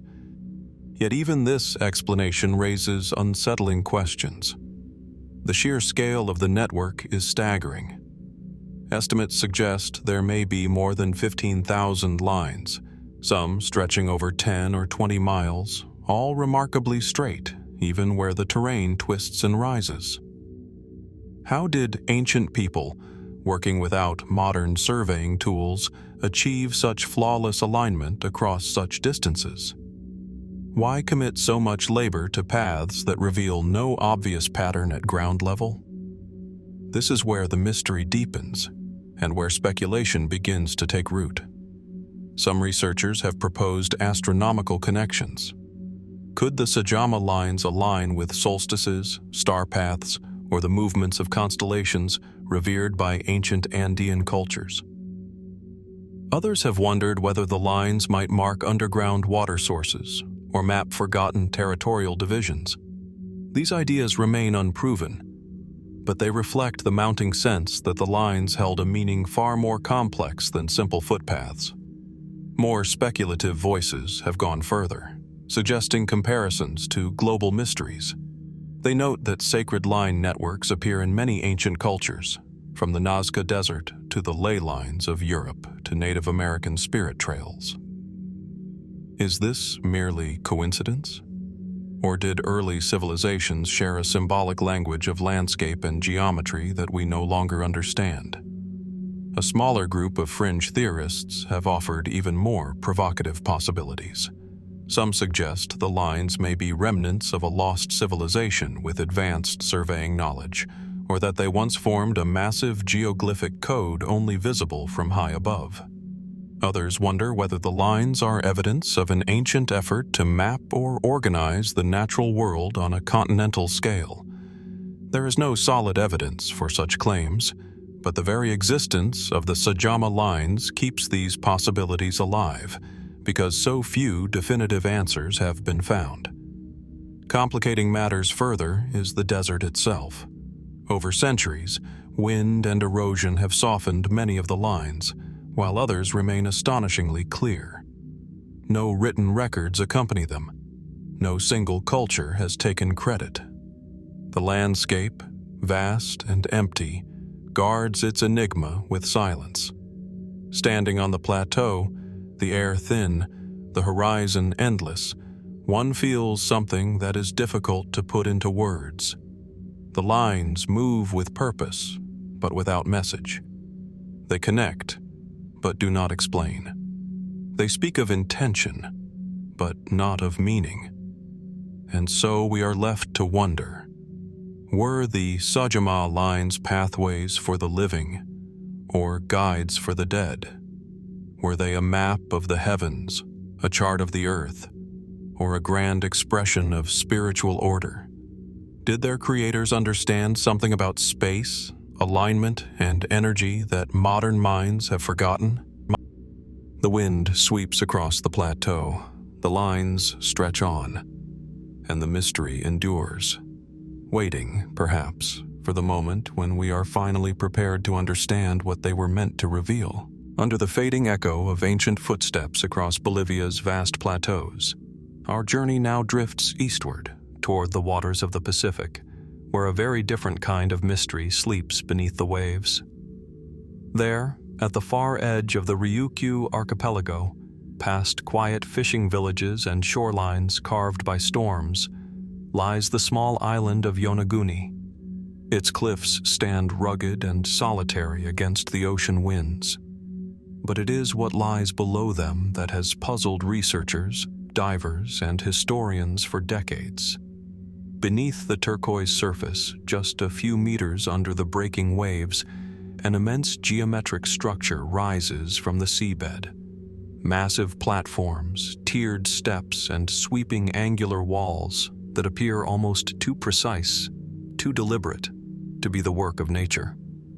This is the Yonaguni Monument, an underwater enigma that has ignited one of archaeology's most enduring debates. The first impression is striking. Divers describe the formation as a colossal stone terrace, like a sunken ziggurat or a forgotten acropolis. Giant slabs form straight edges. Broad stair-like steps descend in measured intervals. Sharp 90-degree angles cut through the rock, while terraces extend outward in neat horizontal layers. Shafts and corridors seem to open into hidden passageways. Some sections even resemble paved plazas or platforms that could have once hosted ritual, gathering, or ceremony. But here is the question that shadows every photograph, every dive, and every scientific expedition that has approached this place.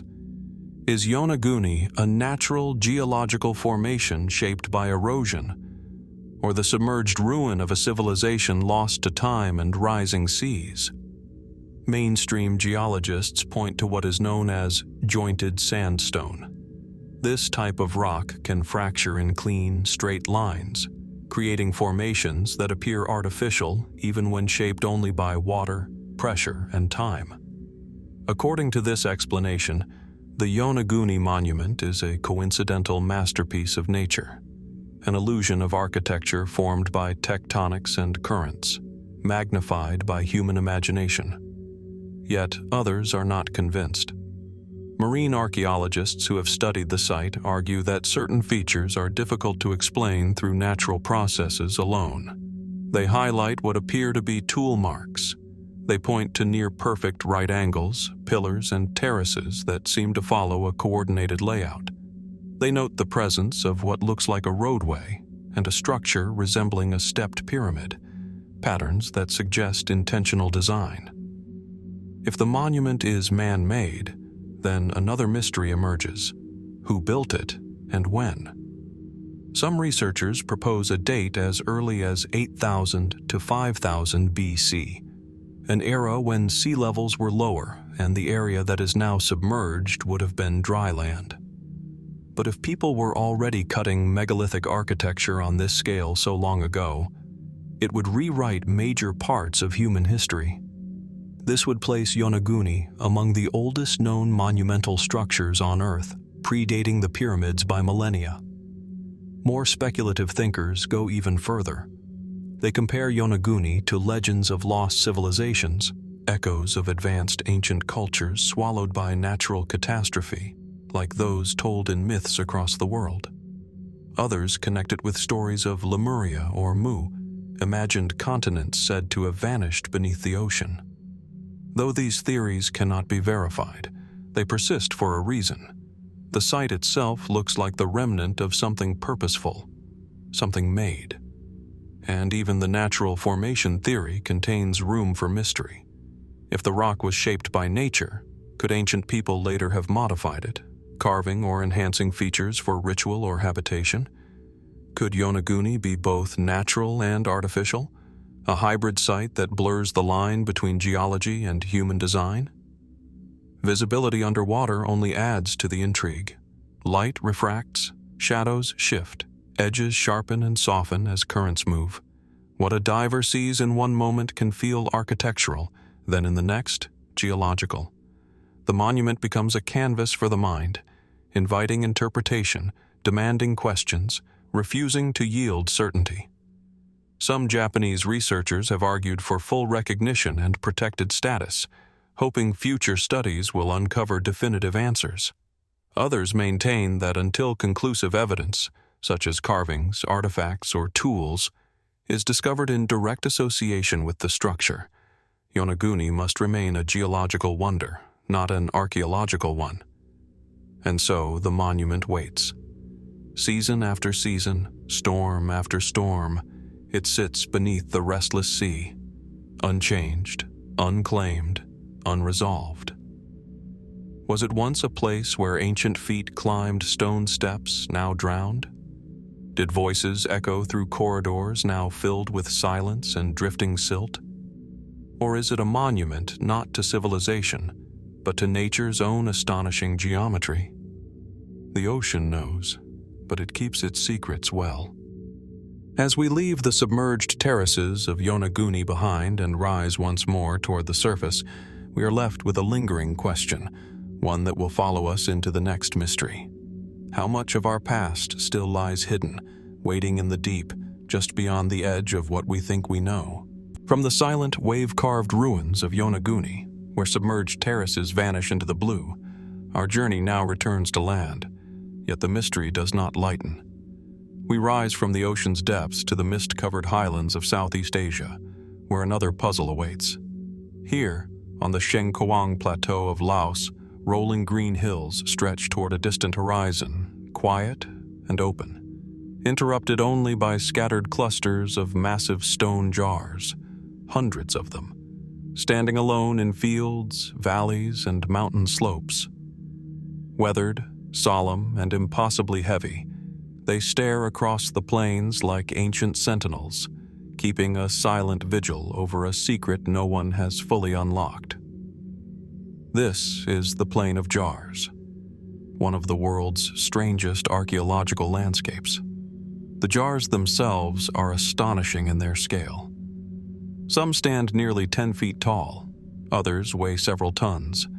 Many are carved from solid blocks of sandstone or conglomerate, while a few are shaped from rarer materials like granite or limestone. Most are cylindrical, hollowed out and open at the top, though a handful are paired with stone lids. Their surfaces are rough and unadorned, bearing only the scars of weather and time. Yet the sheer effort required to create them and to transport them across miles of rugged terrain reveals that whoever made these vessels possessed remarkable skill, determination, and purpose. But purpose is precisely where the mystery begins. Archaeologists generally agree that the Plain of Jars dates back to the Iron Age, somewhere between 500 BC and 500 AD. Excavations have revealed human remains, burial goods, and ceramics near or beneath some of the jars, suggesting a possible funerary function. One prevalent theory argues that the jars served as containers for burial rituals, perhaps used to expose or cleanse the dead in complex stages of mortuary practice. The bodies, according to this idea, may have been placed in the jars to decompose before the bones were later interred or cremated. And yet, even this explanation leaves questions. If these jars were part of a ritual of death, why are they so massive? Why so many? Why spread across such a vast area? More than 90 distinct sites covering miles of remote countryside? The funerary theory helps, but it does not fully satisfy. Local legends offer stories of their own. One tale speaks of an ancient race of giants who crafted the jars as storage vessels for rice wine, used to celebrate victory in battle.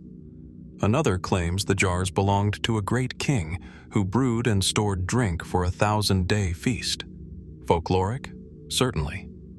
But like many myths, these stories may echo a distant truth, hinting at a culture whose memory has vanished, leaving only stone to speak in its place. Then there is the mystery of motion. The stone quarries where the jars were carved have been identified in some areas, and they are often miles away from the final jar fields. How were these monoliths transported? No wheels, no beasts of burden, no written records. Only speculation. Was it manpower alone, using ropes and sledges? Or could something now forgotten, some technique, some innovation, have been used to move these immense loads across uneven terrain? More enigmatic still are the jars' placements. Some stand in clusters as though arranged for ceremony. Others are scattered in isolation, aligned to no obvious pattern of astronomy, geography, or settlement. What guided these choices? A spiritual map? A ritual pathway? Or a cultural memory now erased by time?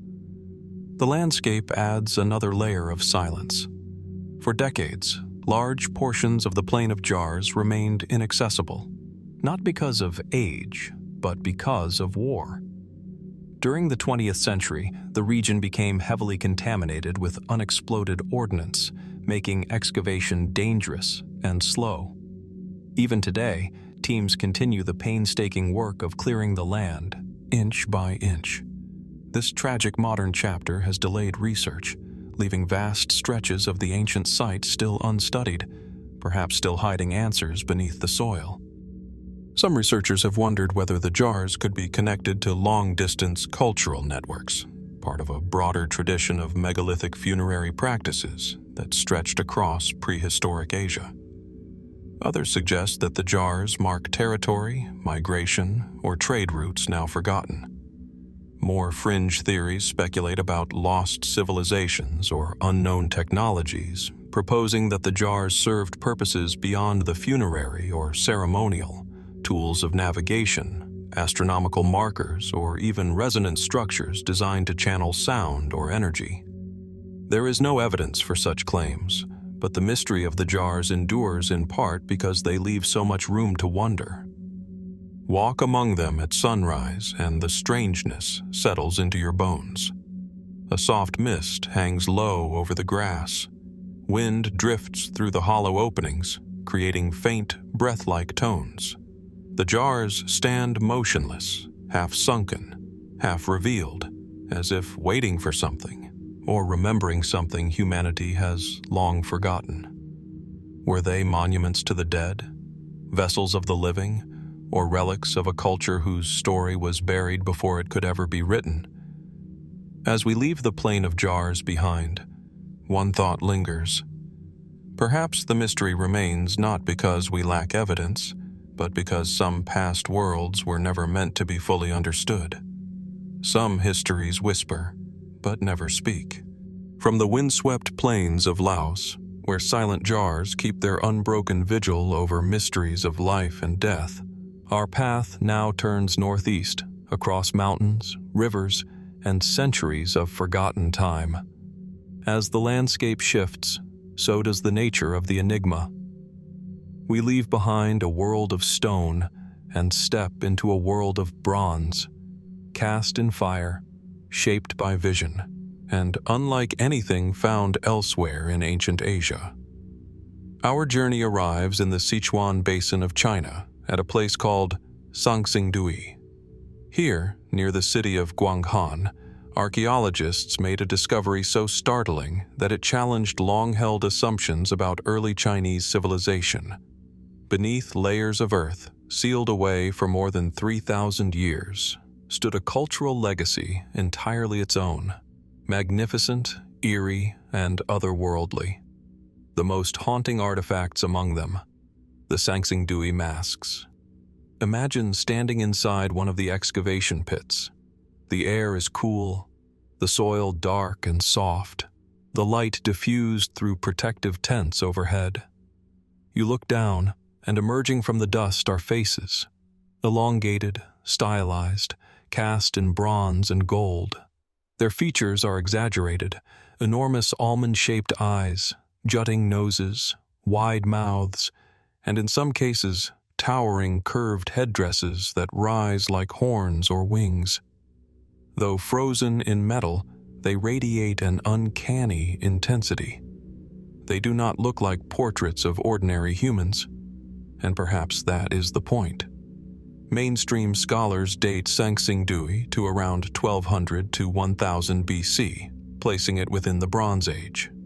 This culture, likely connected to the ancient Shu kingdom, flourished in isolation from the contemporaneous civilizations of the Central Plains.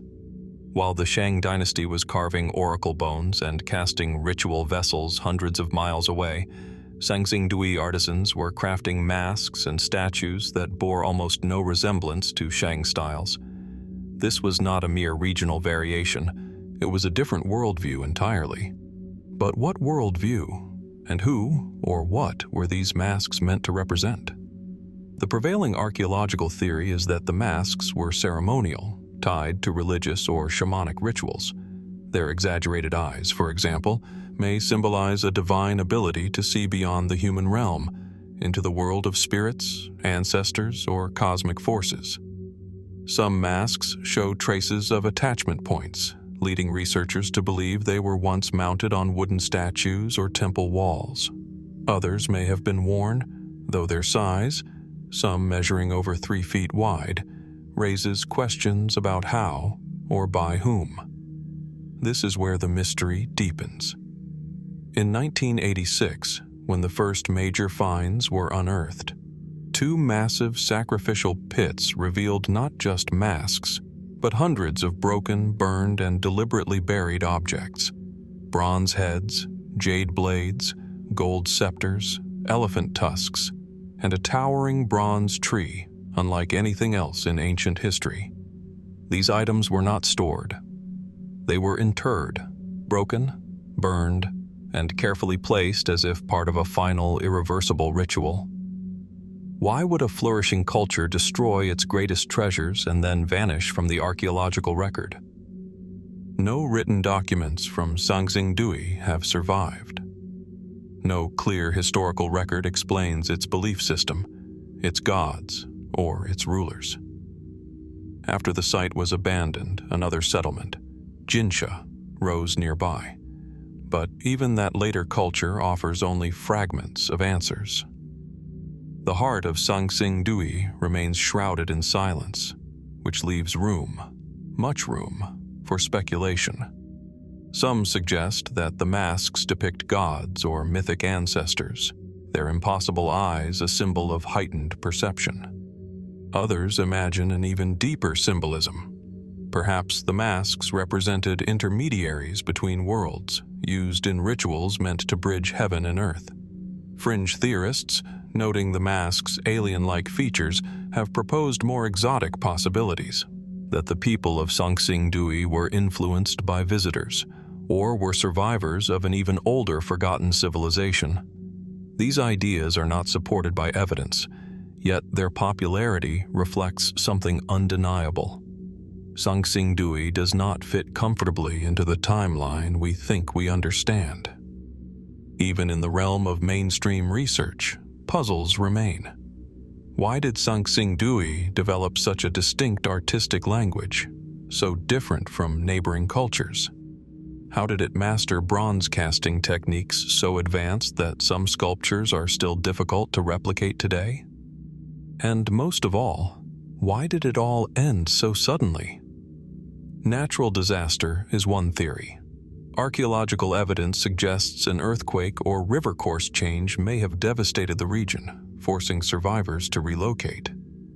If so, perhaps the Great Burial Pits were part of a closing ritual, an attempt to honor, appease, or lay to rest the spiritual powers they believed governed their world. Or was something more human at play? War, uprising, or religious transformation? The earth holds its secrets tightly. Today, the masks of Sanxingdui stare at us from behind glass museum cases, their golden eyes gleaming under artificial light.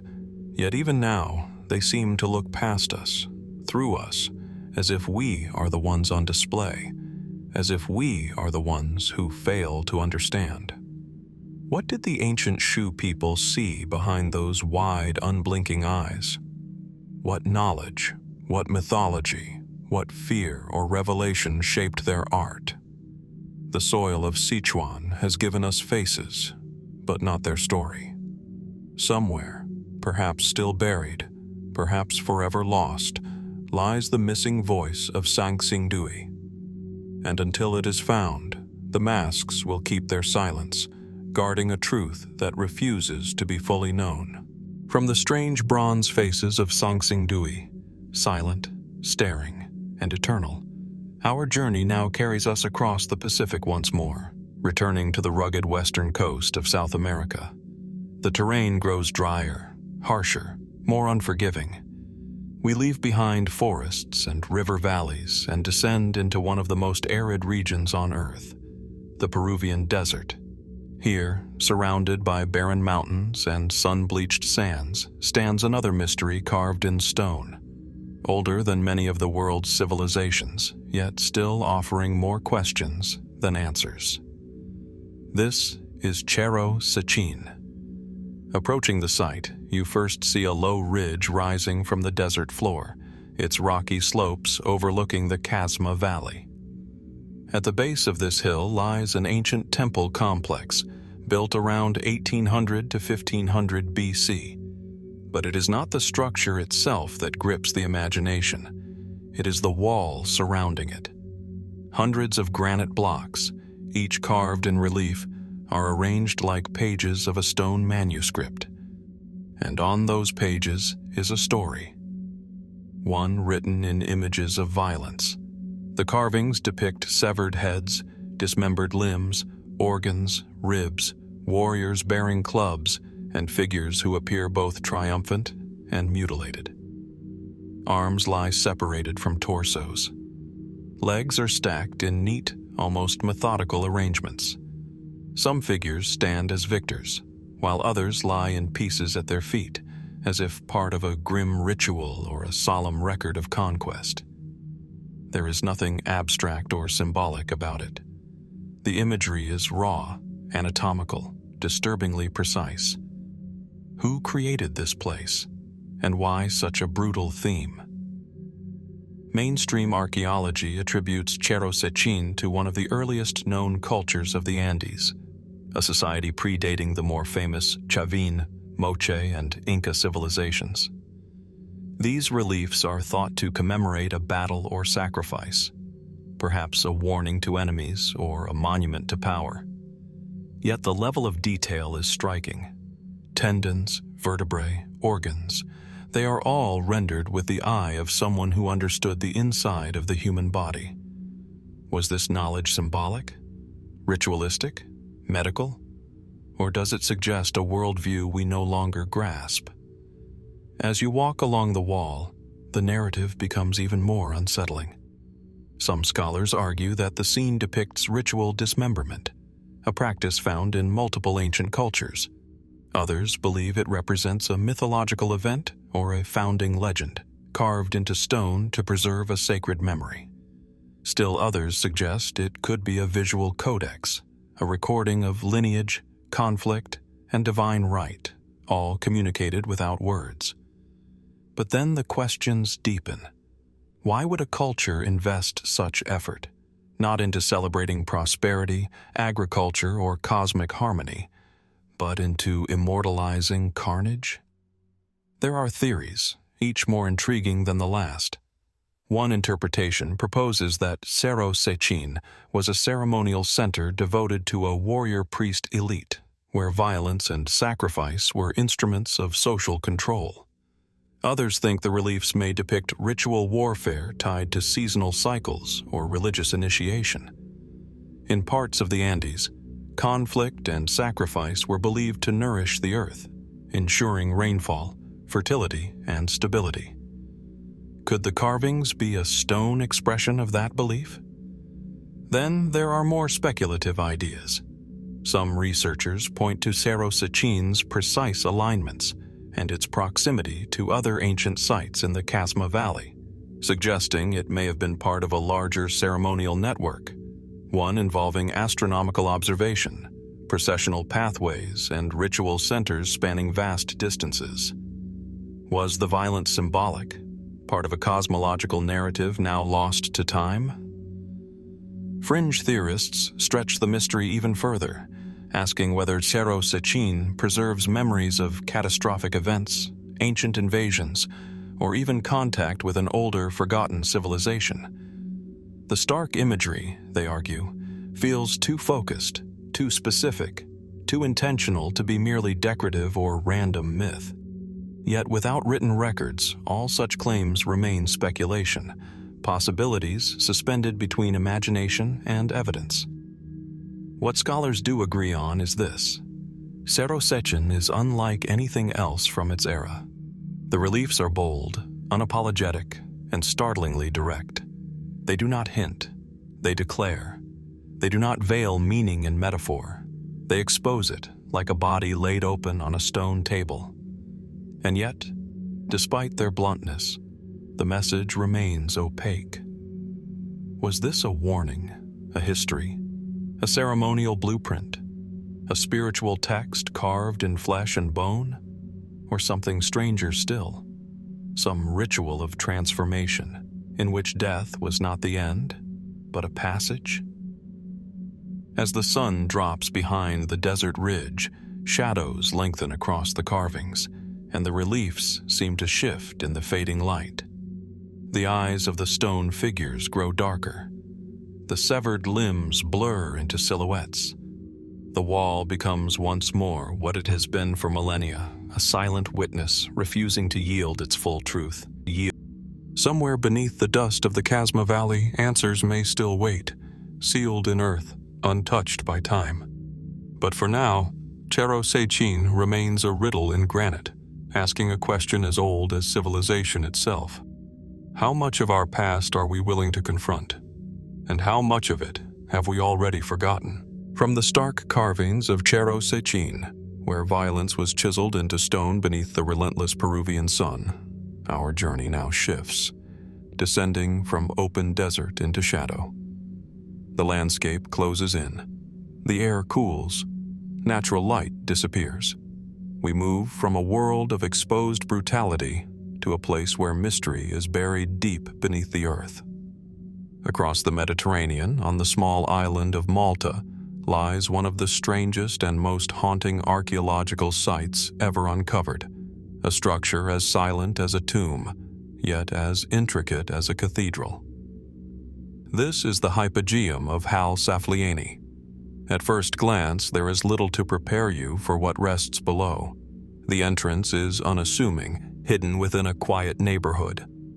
But once inside, a narrow passage leads downward into darkness, into a massive subterranean complex carved entirely by human hands, around 3,600 to 2,500 BC. That makes it older than Stonehenge, older than the pyramids of Egypt. It is not a cave.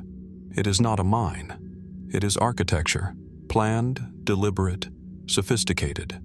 As you descend level by level, the space opens into chambers, halls, and carved niches connected by sloping corridors and rounded doorways. The builders shaped the limestone to resemble structures that should exist above ground, complete with pillars, lintels, and what appear to be ceilings imitating wooden beams, all carved from the bedrock itself. There are softly curved walls, spirals etched into stone, and acoustically tuned chambers that carry sound in strange, resonant ways. But the most unsettling element is not the architecture. It is what was found here. Thousands of human remains. Skulls, bones, and entire burials once filled the chambers, suggesting that the hypogeum served as both temple and necropolis, a place where the living interacted with the dead. Was it a realm of ritual? A gateway to the afterlife? A sanctuary of ancestors? No written records accompany the structure, and whatever belief system created it has vanished. Then there is the mysterious oracle room. This small carved chamber possesses acoustic properties that defy expectation. A single spoken word reverberates through the complex, amplified and deepened, as though the stones themselves carry the voice. Male voices in particular produce a low-frequency resonance that travels into the inner chambers, creating an eerie, almost hypnotic effect. Was this intentional? Modern acoustical studies suggest it likely was. But to what purpose? Some archaeologists believe the hypogeum was used for trance rituals, chanting, or communication with spirits. Others see it as a site of ancestor worship, where sound helped bridge the worlds of living and dead. Fringe theorists push further, suggesting the builders understood acoustic technology in ways we have only recently begun to rediscover. And then come the stories that drift at the edges of the official record. During early excavations, a number of elongated skulls were reportedly found. Skulls with unusual proportions, unlike typical human crania. These finds sparked a storm of speculation. Some claimed they were evidence of an unknown ancient group. Others whispered of genetic anomalies, priestly elites, or even visitors from a forgotten civilization. The skulls were later removed from public display, which only deepened the aura of secrecy. Were these simply rare examples of cranial deformation, a practice known in other ancient cultures? Or do they point to something stranger, something that has not been fully explained, or perhaps not fully revealed? Even the hypogeum's use of darkness adds to its mystery. No soot marks from torches were found on the ceilings, leading some to ask a deceptively simple question. How did they see in the depths while carving such precise forms? Were oil lamps used with extreme care? Could reflective surfaces or polished minerals have amplified light? Or has some part of the story been lost entirely? The hypogeum offers no answers, only corridors that curve away into blackness, chambers that swallow sound, and silence that feels almost alive. Its builders possessed engineering skill, artistic vision, and spiritual purpose. Yet their identity remains largely unknown. Their beliefs are missing. Their voices are gone, save for the echo that still lingers in the oracle room, responding to any traveler bold enough to speak. What was this place truly for? A temple of death? A school of mysteries? A sound chamber for altered states of consciousness? Or something we do not yet have the language to describe?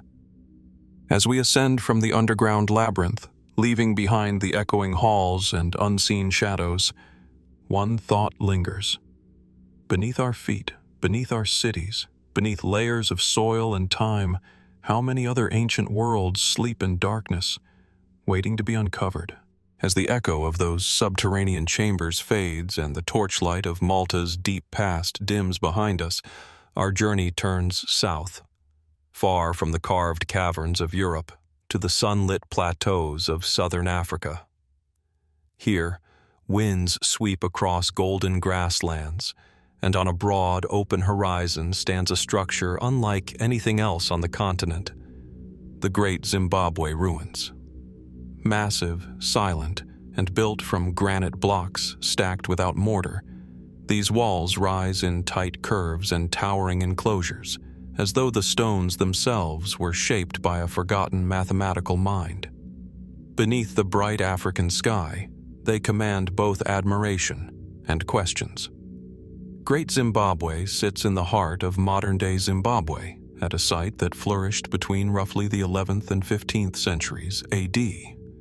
At its height, it dominated trade routes that carried gold and ivory to distant shores. Scholars widely agree that this was once the capital of a powerful kingdom whose influence radiated across southern Africa. Yet, even with decades of archaeological study, a mystery persists. How and why did such an advanced stone-building culture rise here so abruptly? And why did it vanish? The walls themselves are the first enigma. Some reach up to 36 feet in height, composed of more than 1 million granite blocks, each carefully shaped and laid in interlocking patterns. No mortar binds them.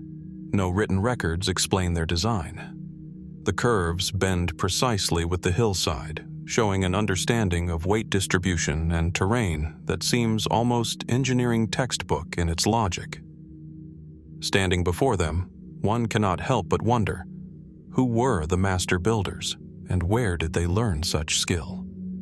Archaeologists suggest that the ruling elite lived within the great enclosure, while the city around it may have supported up to 20,000 people. Artifacts show connections to far-off lands, Chinese ceramics, Arabian glass, and trade goods from coastal merchants. Mainstream historians conclude that Great Zimbabwe was a thriving African powerhouse, controlling commerce across vast distances. And yet, some questions refuse to settle quietly. For one, this city seems to appear fully formed. Earlier settlements in the region do not show a slow developmental climb toward this kind of monumental architecture.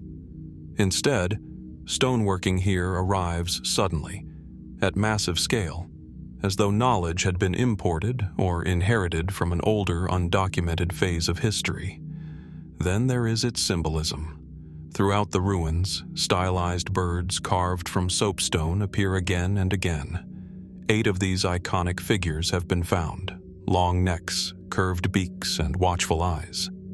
Some researchers interpret them as royal totems or representations of ancestor spirits, but others suspect something more obscure. The birds stand atop zigzag forms that look like lightning or energy, and their posture resembles a deliberate fusion of human and avian traits. Were they guardians, messengers?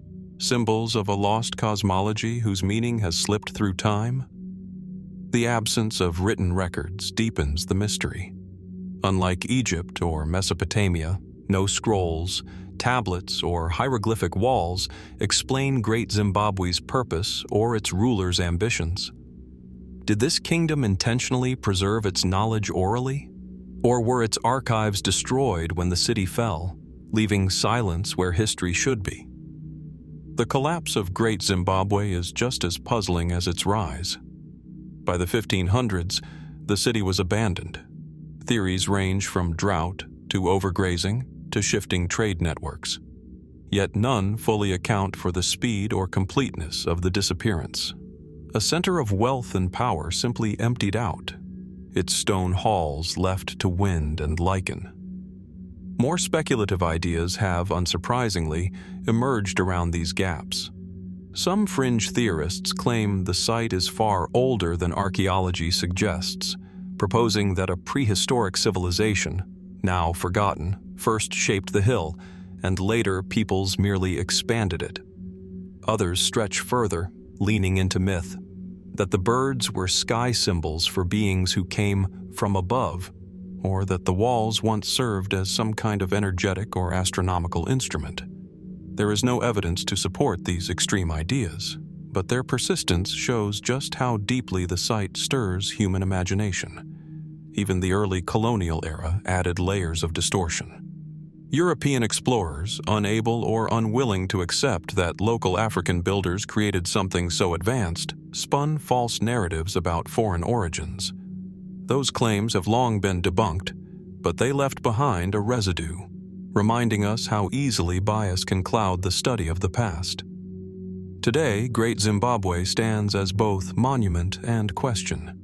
Its walls still hold their shape.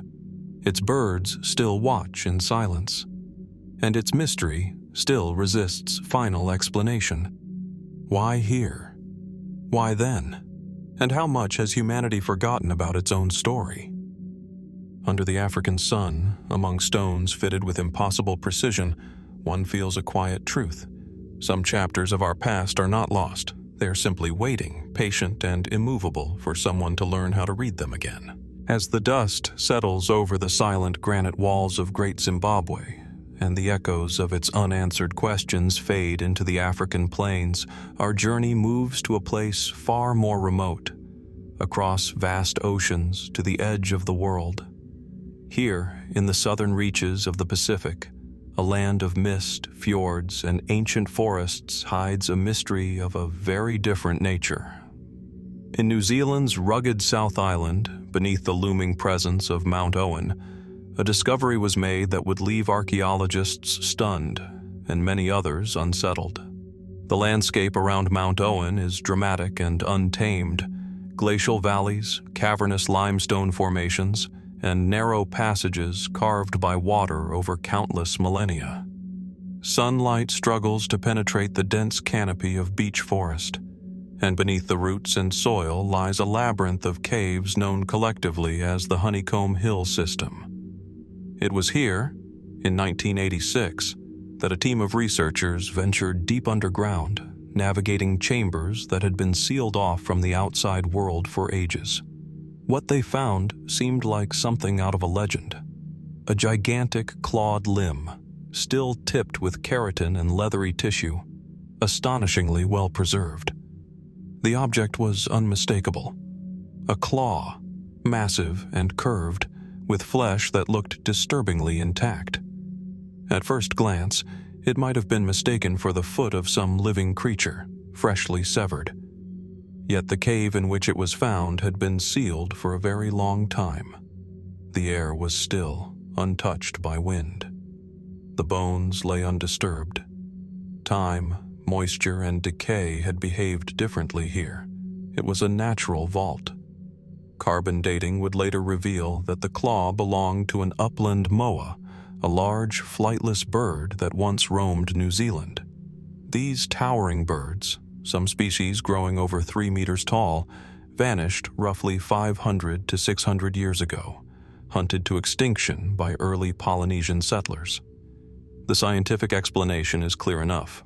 The caves preserved organic material in a stable, cold, and dry environment, slowing decay to an astonishing degree.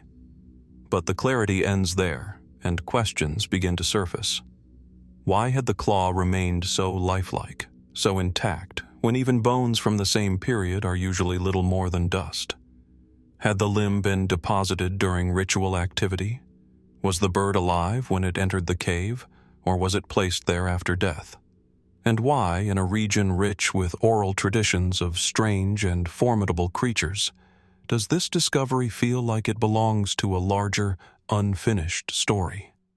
The mainstream view is straightforward. The moa was a natural marvel of New Zealand's prehistoric ecosystem, and its remains are a rare but explainable archaeological find. Yet others look at the claw and wonder if the moa's extinction is as final as we assume. Remote corners of the South Island remain barely explored. Rugged valleys and untouched forests stretch for hundreds of miles. Could remnant populations have survived longer than science currently believes? Local folklore speaks of enormous birds haunting the mountains well into recent centuries. Mere myth or memory? More speculative thinkers go even further.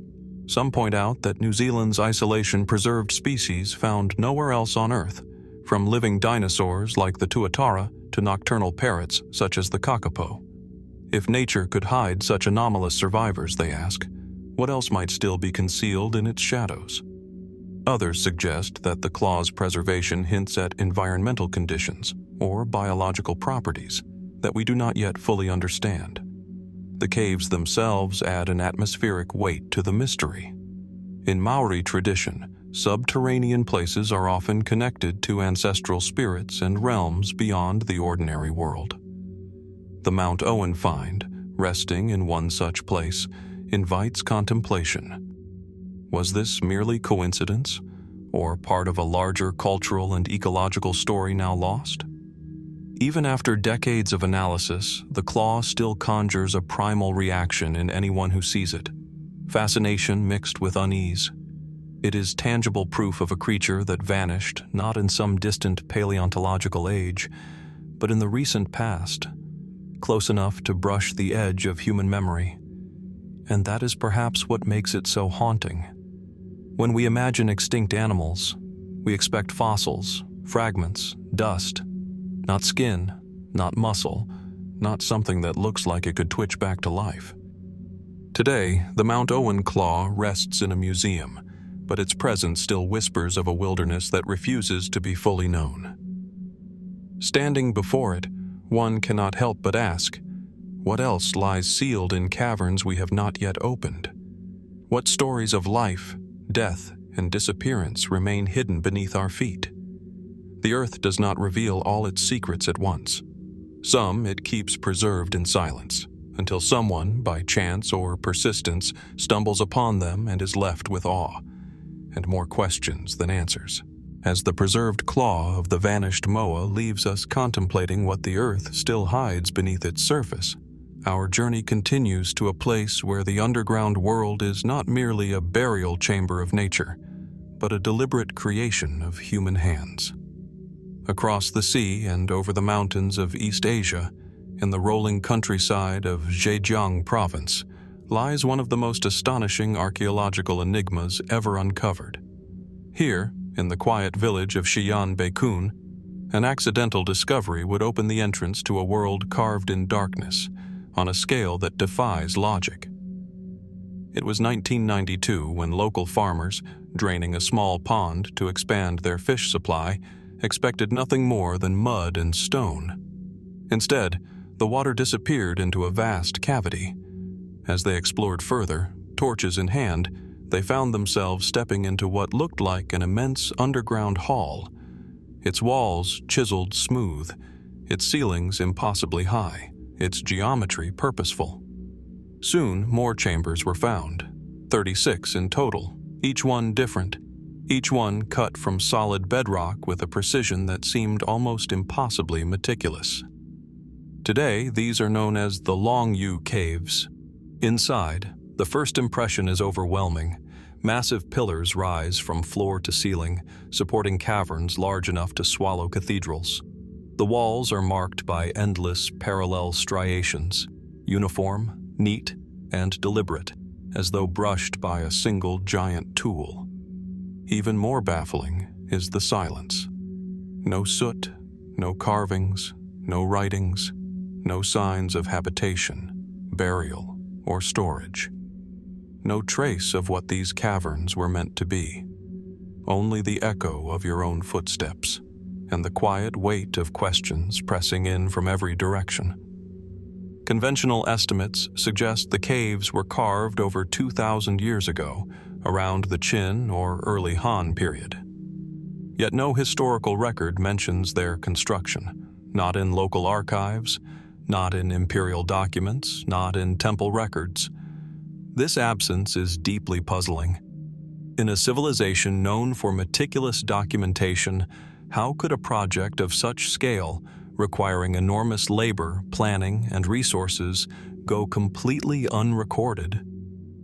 Engineers who have examined the caves note that removing such a volume of stone, over 1 million cubic meters, would have taken years, if not decades, with ancient tools. Who coordinated such an effort, and why? Mainstream theories attempt to answer these questions. Some suggest the caves were ancient quarries, later abandoned. Yet quarries are chaotic by nature, irregular, functional, and rough. The Longyou caves are the opposite, symmetrical, artistic, and intentionally refined. Others propose military storage or secret shelters, but these caves were found entirely filled with water, sealed and forgotten, offering no hint that they ever served a practical role. Then there are theories that step beyond the comfortable limits of tradition. Some researchers observe that the cave interiors maintain remarkably stable temperatures, suggesting knowledge of environmental control. Others point to the acoustic properties. Certain chambers produce clear echoes, as though tuned for sound. Were these places of ritual? Resonance chambers? Something ceremonial, scientific, or symbolic, now lost to time? More speculative ideas drift further. Were the Longyou caves part of a network, perhaps connected to the mysterious, unrecorded aspects of early Chinese culture? Or were they influenced by knowledge from beyond the region, knowledge that never made its way into official history? A few fringe theorists even wonder whether the caves were designed with astronomical alignments or energetic principles in mind, hinting at sciences not usually credited to the ancient world. Yet for all these ideas, one fact remains unshakable. No one has a definitive answer. The most unsettling element of all may be the intention of silence. These caverns feel purposeful, but the purpose has been erased, whether by disaster, abandonment, or design. Unlike other ancient wonders, the Longyou caves offer no inscriptions, no myths, no folklore that survived nearby villages. It is as if those who built them vanished, and memory itself was instructed to forget. Walking through the chambers today, guided by artificial light, you can still feel the weight of the unknown. Every groove in the stone represents hours of human effort. Millions of strokes, perfectly aligned, executed in darkness, with no margin for error. Why go to such lengths for something no one was ever meant to see? Or were they meant to return and simply never did? Like many of the world's most baffling sights, Longyou forces us to confront uncomfortable possibilities. Not that we know too little about the ancient world, but that entire chapters of human history may be missing, buried, or deliberately concealed. And so, the caves wait, silent, ordered, enigmatic, a masterpiece without a signature, a monument without a memory. If the earth can hide halls like these for 2,000 years, then one must ask, what else lies beneath our feet? Still sealed, still untouched, waiting for the right moment or the wrong accident to be found? From the silent, carved chambers of Longyou, where human hands left no record of their monumental effort, our journey now turns to a place where stone meets water, and the boundary between myth and history blurs. Across thousands of miles of ocean, to the turquoise shallows of the Bahamas, lies a submerged formation that has intrigued divers, geologists, and historians alike for decades: the enigmatic Atlantean ruins of Bimini. The setting is breathtaking. Sunlight fractures through crystalline waters, illuminating a seafloor scattered with what appear to be walls, roads, and platforms, their straight lines and right angles strikingly unnatural in the midst of coral and sand. From above, the formations resemble a carefully laid city, once alive with structure and purpose, now silent and submerged. The islands themselves seem to float like forgotten sentinels, guarding secrets beneath the waves, as if the ocean itself has swallowed history whole. The discovery dates to 1968, when local fishermen and diver caught sight of massive stone blocks resting below the surface near the northern shore of Bimini Island. Some of these stones weighed several tons and displayed sharp edges and geometric alignments, prompting immediate speculation. Were they simply natural formations shaped by currents and erosion, or were they remnants of something deliberately constructed, an ancient city lost to the sea? Mainstream geologists largely favor natural explanations. They argue that wave action and limestone fracturing can produce linear formations that appear artificial, yet the arrangement at Bimini challenges these interpretations. Stone blocks align over hundreds of meters, forming what resembles streets and walls.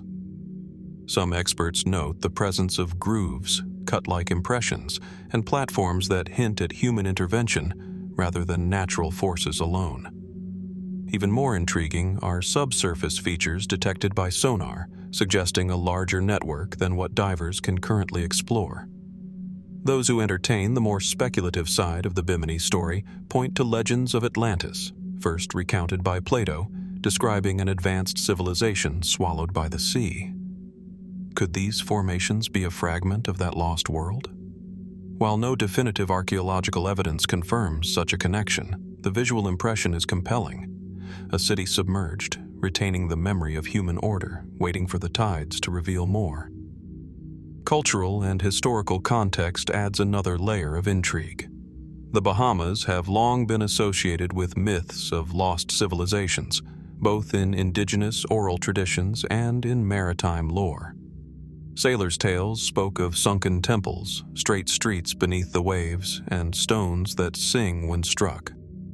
While anecdotal, these stories echo what divers report, a landscape that feels designed rather than random, almost as if the seabed itself retains consciousness of its former shape.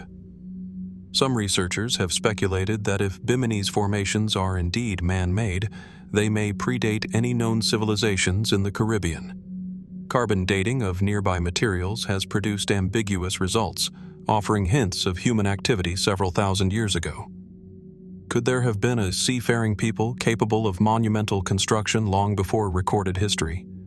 Or were the structures a product of more recent maritime cultures, later submerged by rising sea levels? Others have focused on the peculiar composition of the stones themselves. Some blocks appear to be cemented in place, suggesting techniques that might rival known ancient masonry methods. Yet the evidence remains circumstantial. Underwater archaeology is challenging, time-consuming, and expensive, and the shifting sands continue to conceal as much as they reveal. Every dive raises new questions, but few provide definitive answers. For all the debate, one truth stands undeniable. The Bimini formations capture the imagination. They force a confrontation with uncertainty, a reminder that the Earth's history is layered, complex, and often hidden beneath waves and sediments. They challenge assumptions about what we know and how easily myth and observation can intertwine, urging us to consider the possibility that some human achievements may have been lost to the sea long before they could be chronicled. Today, the Atlantean ruins of Bimini lie beneath gentle swells, partially obscured by sand, coral, and time.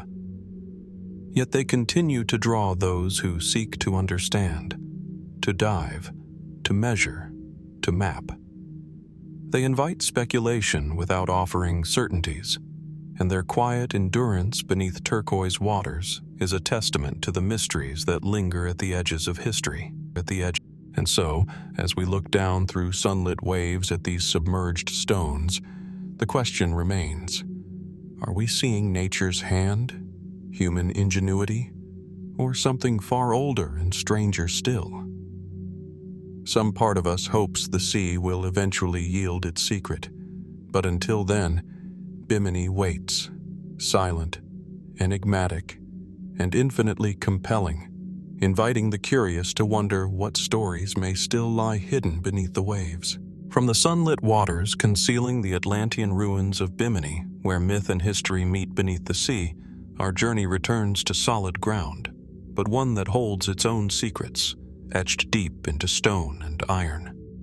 In the remote reaches of China's Qinghai province, near the shadow of the Saidam Desert and the frozen expanse of Mount Baigong, a series of structures has puzzled scientists and adventurers alike: the enigmatic Baigong pipes. The terrain is austere and otherworldly. Towering mountains rise abruptly from the desert floor, their slopes scarred with gullies and fractured rock, while icy winds whip across barren plains. In this stark landscape, 3 ancient caves cling to the mountainside, their entrances dark and foreboding. Within them lies a network of hollow, tubular formations, some protruding from the rock like the remnants of some forgotten machinery, others buried beneath the soil, following geometric patterns that seem far too orderly to be entirely natural.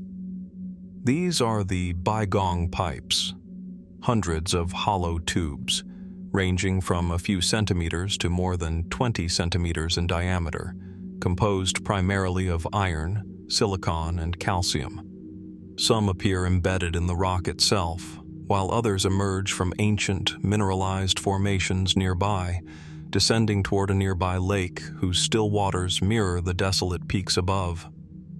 At first glance, one might think them part of a modern installation, but their age, confirmed through preliminary testing of surrounding materials, suggests otherwise.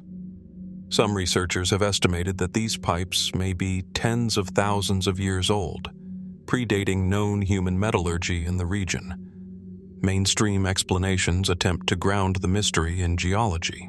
Some geologists propose that the formations are naturally occurring, the result of iron-rich minerals seeping through sediment and fossilized tree roots, later hardening into hollow tubes.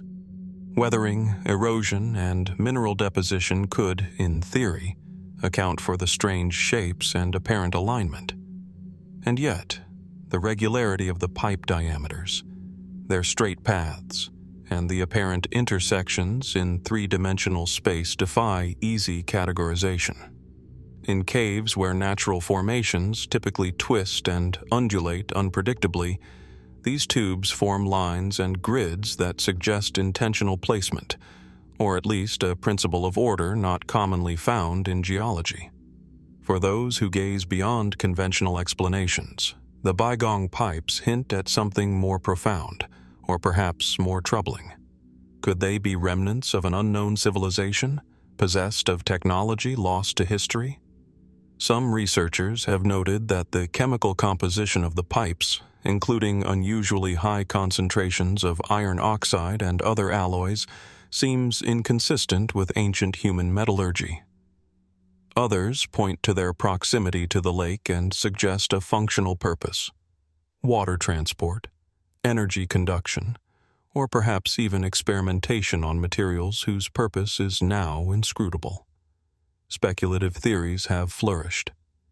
Some connect the pipes to global legends of advanced prehistoric civilizations, hinting at technological knowledge far beyond what was previously imagined for the period.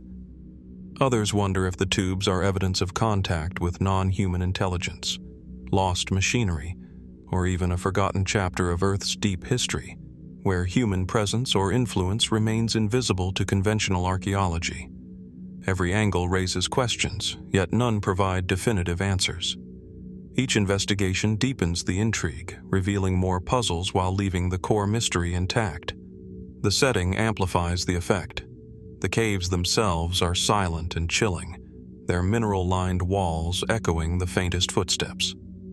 Beyond the mouth of the cavern, the icy lake stretches toward the horizon, reflecting peaks that have remained uninhabited for millennia.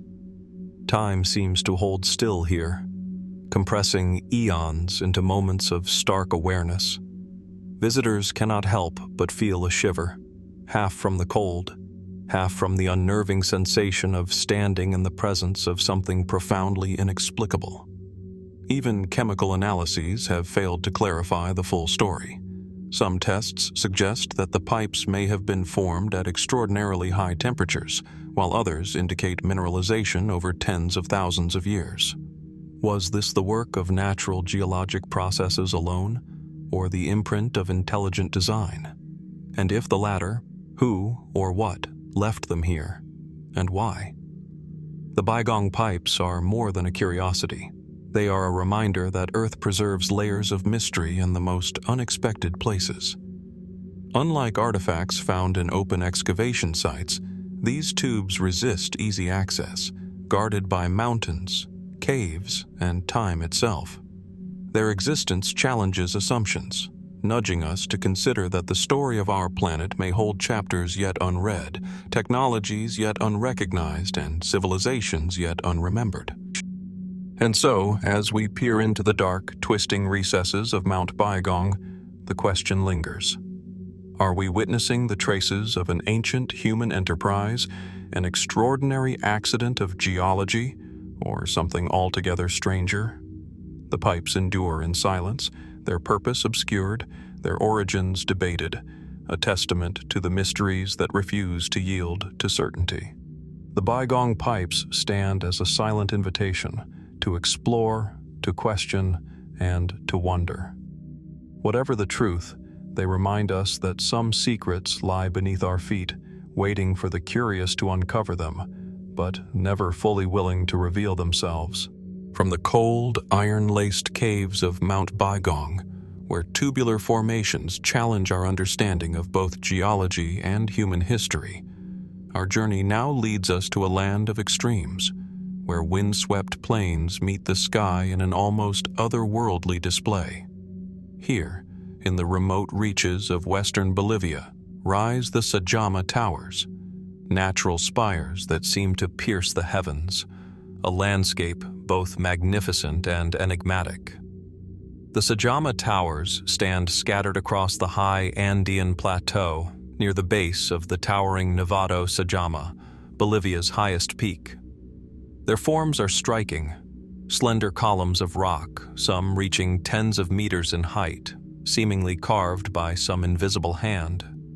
Sunlight casts long, shifting shadows across their surfaces, highlighting jagged edges and smooth faces in a manner that suggests intentional sculpting. From a distance, the towers resemble a city frozen in stone, the remnants of an ancient civilization, or a monument to forces beyond comprehension. Geologically, these formations are classified as volcanic plugs, remnants of ancient magma conduits hardened within volcanic vents, exposed over millennia as softer surrounding rock eroded away. Scientists explain that wind, ice, and water gradually stripped the mountains, leaving behind these vertical towers as testimony to the Earth's slow, patient artistry.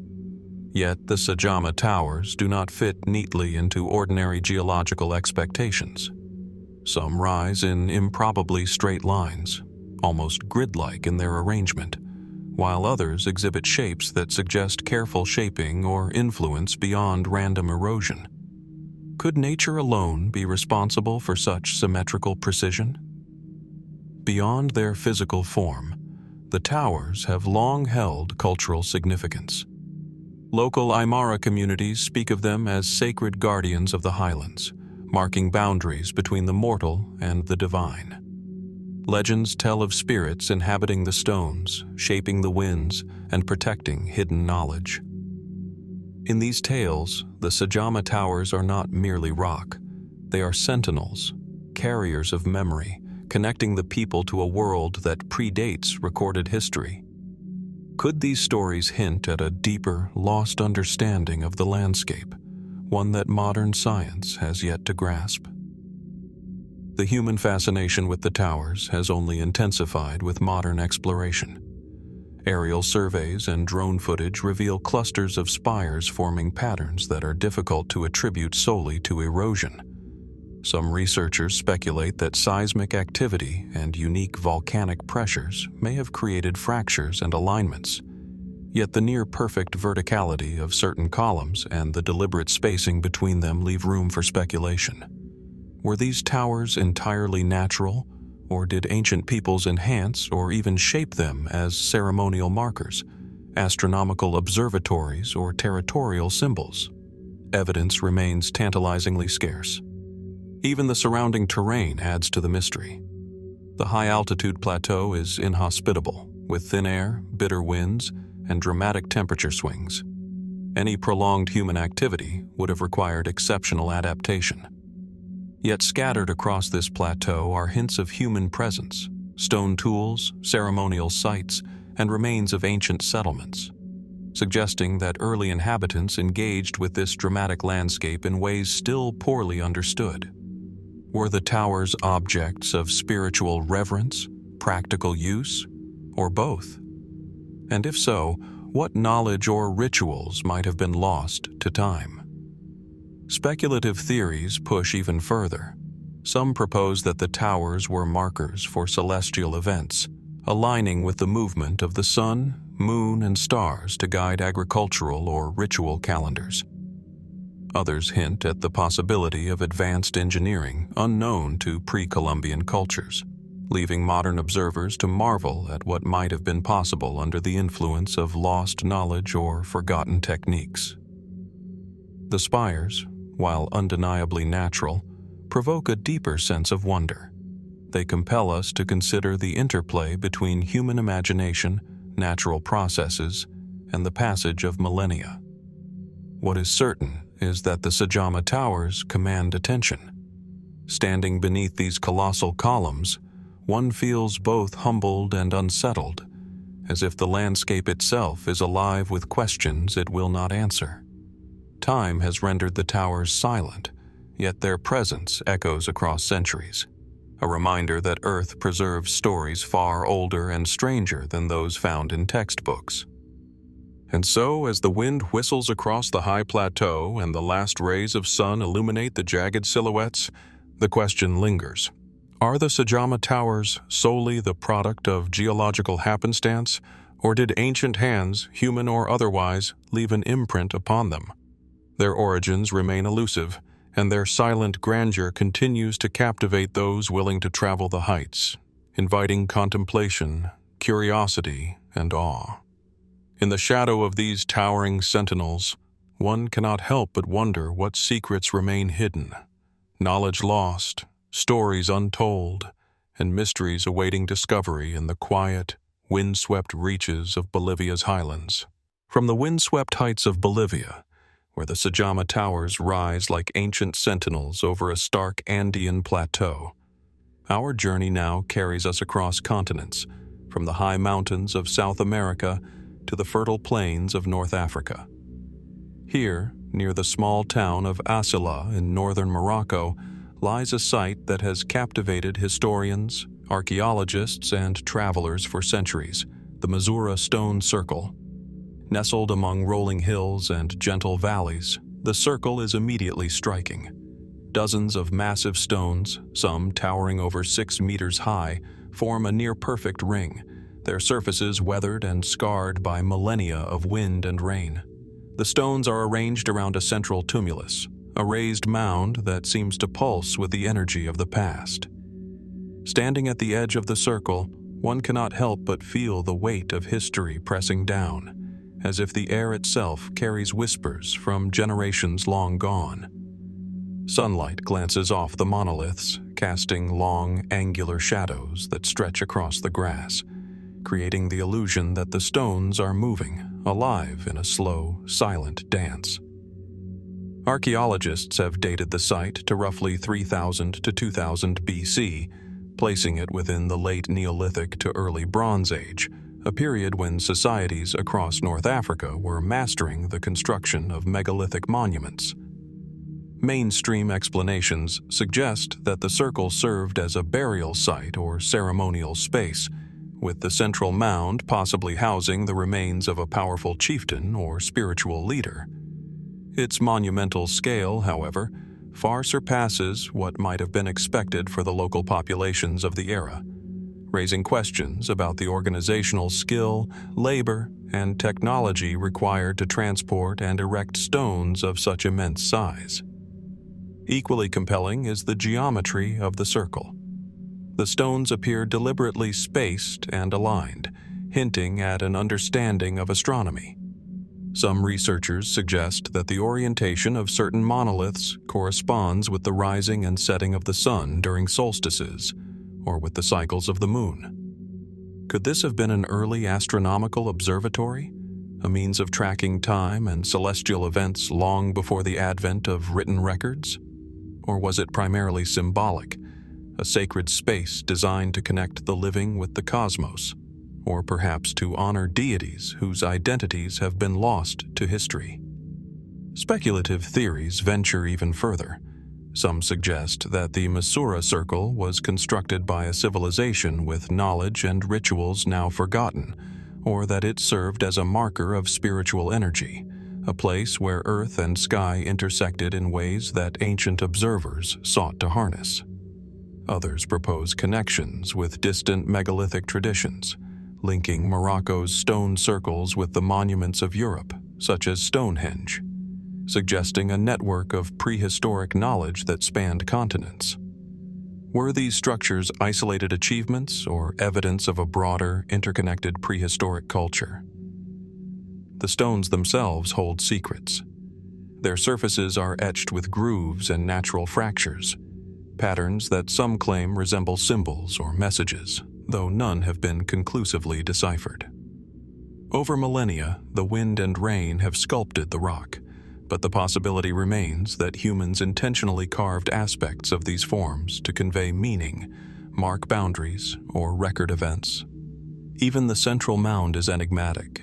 It has never been fully excavated, leaving the question of what lies beneath tantalizingly unanswered. The landscape amplifies the effect.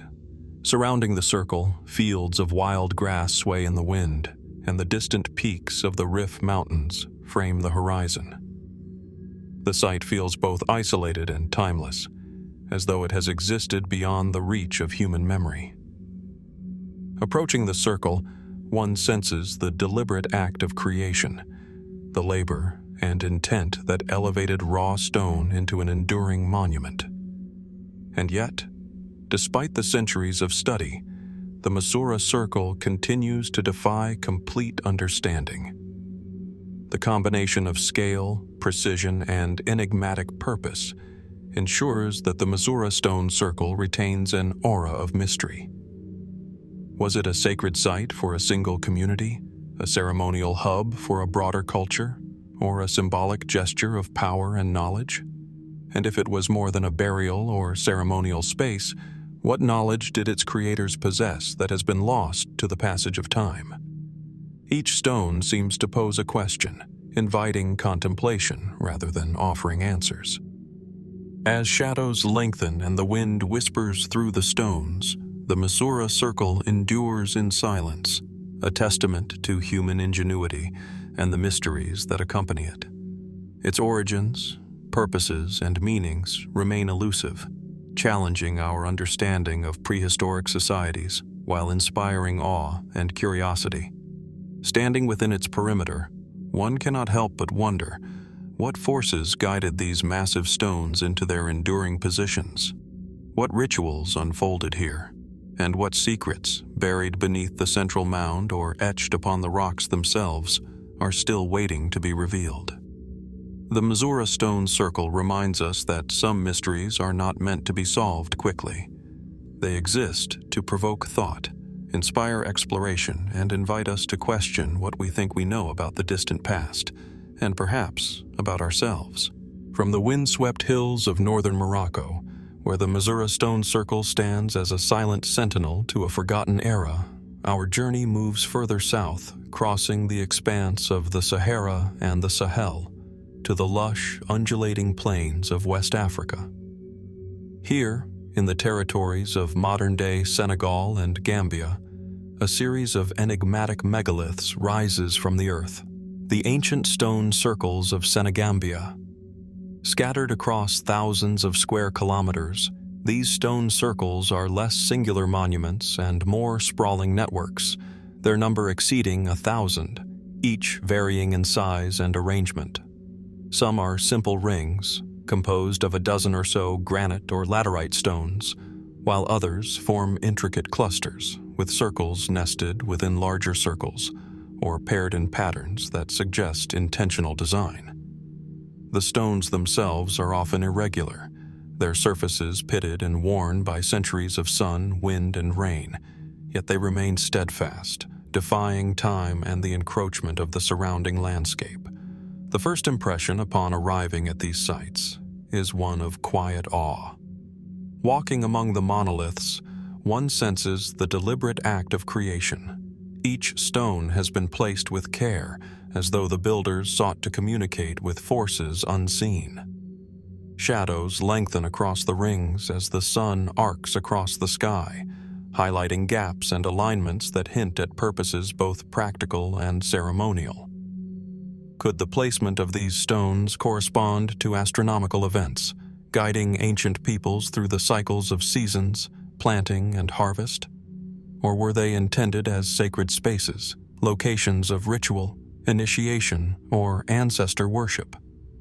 Archaeological investigation has dated many of these stone circles to a period between roughly 300 BC and 1600 AD, though some researchers suggest certain sites could be even older. Excavations reveal burial pits, pottery shards, and tools within or near the circles, indicating that they were more than mere markers of territory. They were intimately connected with the living and the dead. The scale of effort required to transport and erect the stones, often several meters in height, raises further questions. How did communities coordinate such labor, and what drove them to invest so much energy into creating monuments whose purposes we can only guess at today? The arrangement of the circles adds layers of mystery. In some locations, they form long alignments, like lines pointing toward distant horizons. In others, they cluster in formations that defy immediate understanding, suggesting symbolic or ritualistic intent. Researchers have noted subtle variations in stone size, spacing, and orientation, which may indicate hierarchical or cosmological significance. Were these patterns meant to mirror the heavens, mapping stars, planets, or constellations?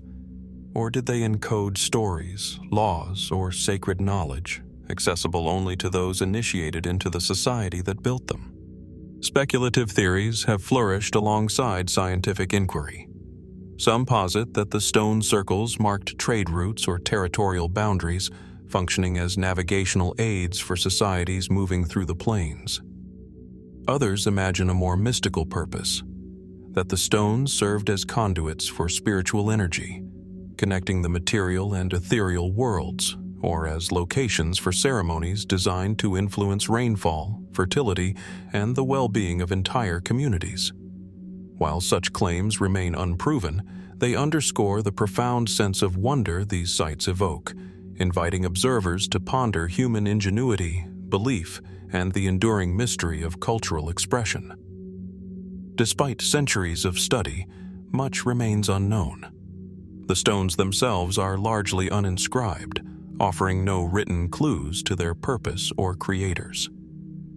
Local oral traditions speak of the circles as the work of ancient kings, ancestral spirits, or even supernatural beings, emphasizing the cultural significance these monuments have held for generations. Their silence, paradoxically, is what gives them power. The absence of definitive explanation allows imagination, inquiry, and awe to flourish. The landscape surrounding the Senegambian circles contributes to their enigmatic presence. Grassy plains stretch to the horizon, punctuated by clusters of baobabs and the occasional hill, creating a setting both serene and imposing. The monoliths emerge as deliberate interruptions in this vastness, each circle a testament to human ambition, devotion, and the need to leave a mark upon the earth. Standing among them, one feels a connection to countless generations, a reminder that the past is both distant and alive, present in every carefully placed stone. And so, as the wind whispers through the monoliths and shadows creep across the plains, the question persists. Why were the ancient stone circles of Senegambia built? What knowledge, rituals, or intentions guided their construction? And what truths lie buried within or beneath them, waiting for discovery? Each circle offers a fragment of an ancient story, but the full narrative remains elusive, inviting us to explore, reflect, and wonder at the ingenuity of the societies that dared to shape the landscape in ways that still leave us questioning today.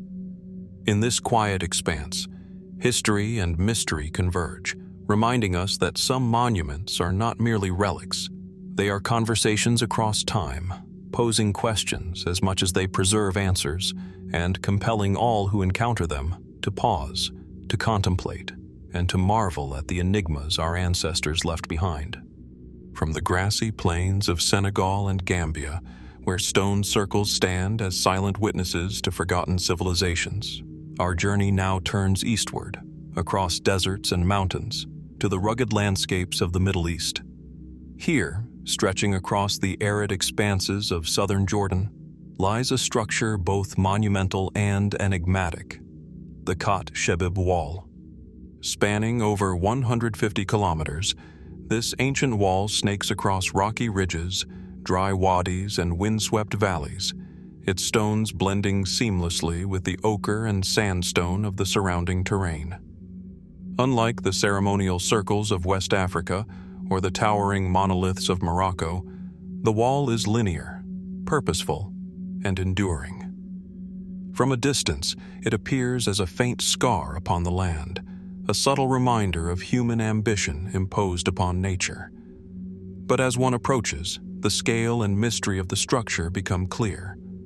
Some sections rise over a meter in height, composed of carefully arranged stones, while others dissolve into the landscape, fragments hinting at the original extent of a construction effort that seems almost inconceivable given the sparse populations of the region in antiquity. Archaeologists estimate that the wall dates back to between the 8th and 4th centuries BC, a time when the southern Jordanian deserts were inhabited by semi-nomadic tribes. Its purpose remains a subject of debate. Some scholars argue it functioned as a territorial boundary, marking the land of the ancient inhabitants known as the Nabateans or other local tribes. Others suggest it may have served as a defensive structure, a means to protect herds and settlements from rival groups. Yet the sheer length and continuity of the wall challenge simple explanations. What drove communities to invest decades, perhaps generations, in constructing such an extensive barrier in a harsh, unforgiving environment? Equally puzzling is the lack of settlements directly adjacent to much of the wall. Unlike walls built around cities or fortresses, the Khat Shebib stretches across open desert, seemingly without connection to permanent habitation. Some researchers speculate that it may have been a symbolic statement of territorial presence, a marker of cultural identity or political power, rather than a functional fortification. Could it have been a way to assert dominion over a vast, sparsely populated region, a statement to rivals and travelers alike that this land was claimed? The construction itself raises questions about ancient engineering and logistics. Stones were transported, placed, and stabilized across challenging terrain, including steep hills, rocky outcrops, and narrow ravines. How were these materials moved, and what knowledge of construction techniques guided the builders? Did the wall follow natural contours deliberately, or were its courses determined by ritual or symbolic significance? Some lines appear to align with prominent hills or valleys, hinting at an observational or navigational component, though no definitive astronomical alignments have yet been confirmed. Speculative interpretations further deepen the mystery. Some suggest the wall functioned as a pilgrimage route or processional path, connecting sacred sites now lost to time. Others imagine it as a ritual boundary, designed to guide herders and travelers through the desert while marking spiritual or cosmological zones. Could the Khat Shebib Wall have been a map of power, a physical manifestation of social organization, or even a conduit for ceremonial practices that required movement across the land itself? The surrounding landscape amplifies the sense of wonder. Red rock cliffs rise above the desert floor, casting long shadows across the wall as the sun arcs across the sky. Sparse vegetation bends in the wind, and the distant mountains shimmer in the heat haze, creating an atmosphere both serene and otherworldly. Within this context, the wall feels alive, a deliberate intrusion into nature that commands attention, yet refuses to reveal all its secrets. Despite modern study, much about the Khat Shabib remains unresolved. Its original extent is uncertain, with many sections lost to erosion, looting, or time itself. The precise methods used in construction, the social organization required, and the cultural meaning of the wall for those who built it are all largely speculative. Even today, as researchers trace its paths across the desert, questions linger. What prompted such an extraordinary undertaking? What rituals, laws, or beliefs were tied to its stones? And what has been lost to history, buried beneath the sands, waiting to be discovered? As twilight descends and the desert cools, the wall endures in silence, a monument to human perseverance and the mysteries of the past. Its stones, worn yet resolute, invite reflection, urging us to consider the capabilities, beliefs, and intentions of societies long gone. The Khat Shabib wall is not merely a remnant of ancient construction. It is a question cast in stone, extending across the desert, asking us to wonder, to explore, and to contemplate what truths may yet lie hidden beneath its enduring path. Standing before it, one realizes that the wall is as much a journey as a structure. A journey across time, across space, and into the depths of human ingenuity and enigma. And like so many ancient mysteries, it leaves us with a quiet, persistent question.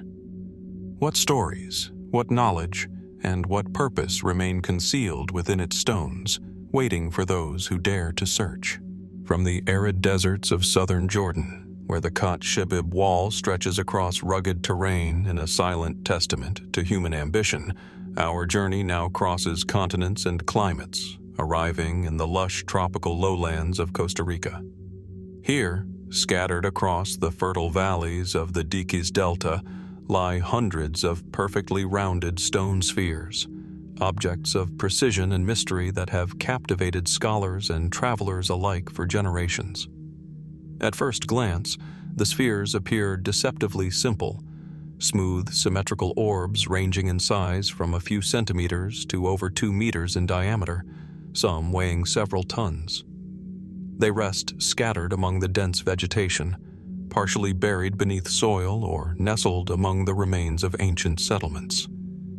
Their surfaces, carved from gabbro, limestone, and granodiorite, bear no inscriptions, no markings, yet their presence radiates an undeniable aura of intention and purpose. How did ancient peoples achieve such geometric perfection with only rudimentary tools? How were these colossal stones transported and positioned with such precision without the use of modern machinery? Archaeological investigations suggest that the spheres were created by the pre-Columbian Diqui culture, flourishing between roughly 500 and 1500 AD. Excavations around the spheres have revealed nearby stone platforms, mounds, and ceremonial centers, hinting at a society that valued both artistry and spatial organization. Many researchers propose that the stones had social, political, or cosmological significance, perhaps serving as markers of territorial boundaries or symbols of power for local elites. Yet the precise function of these orbs remains elusive. Some spheres appear deliberately arranged in rows or clusters, their alignment possibly corresponding to natural features of the landscape or celestial phenomena. Could they have served as astronomical markers, guiding the cycles of planting and harvest, or even marking solstices and equinoxes? Others suggest the spheres might have represented spiritual or cosmological concepts, embodying the harmony of the universe in physical form, their perfection reflecting an understanding of balance and proportion that still amazes today. The more speculative theories are no less compelling. Observers have long noted the uncanny precision and uniformity of certain spheres, with surfaces so smooth and symmetrical that some have argued for lost techniques or unknown tools. Were these objects purely ceremonial, or did they serve as conduits between the human and spiritual realms, objects of meditation or ritual power? Could they have been emblems of a society's ability to manipulate and organize the natural world, or markers of a knowledge now irretrievably lost? Equally puzzling is the sheer scale and density of the spheres. Hundreds of them, spread across multiple sites within the delta, suggest an extensive, coordinated effort spanning decades, if not centuries. How was labor organized in these pre-Columbian communities to quarry, shape, and move such enormous stones across the uneven terrain of the tropical lowlands? And why, after all that effort, were some spheres left partially buried or toppled, their original positions obscured or lost to time? The environment itself adds to the sense of wonder. Thick foliage and humid air, rivers winding through the delta, and the distant sounds of wildlife create a landscape that feels alive, almost breathing. The spheres emerge from this verdant backdrop like artifacts from another world, their smooth, man-made perfection standing in quiet contrast to the chaotic organic forms of nature surrounding them. Walking among them, one cannot help but feel the presence of those who shaped these stones, hands worn by labor, guided by vision, intent, and perhaps a spiritual or cultural imperative we may never fully understand.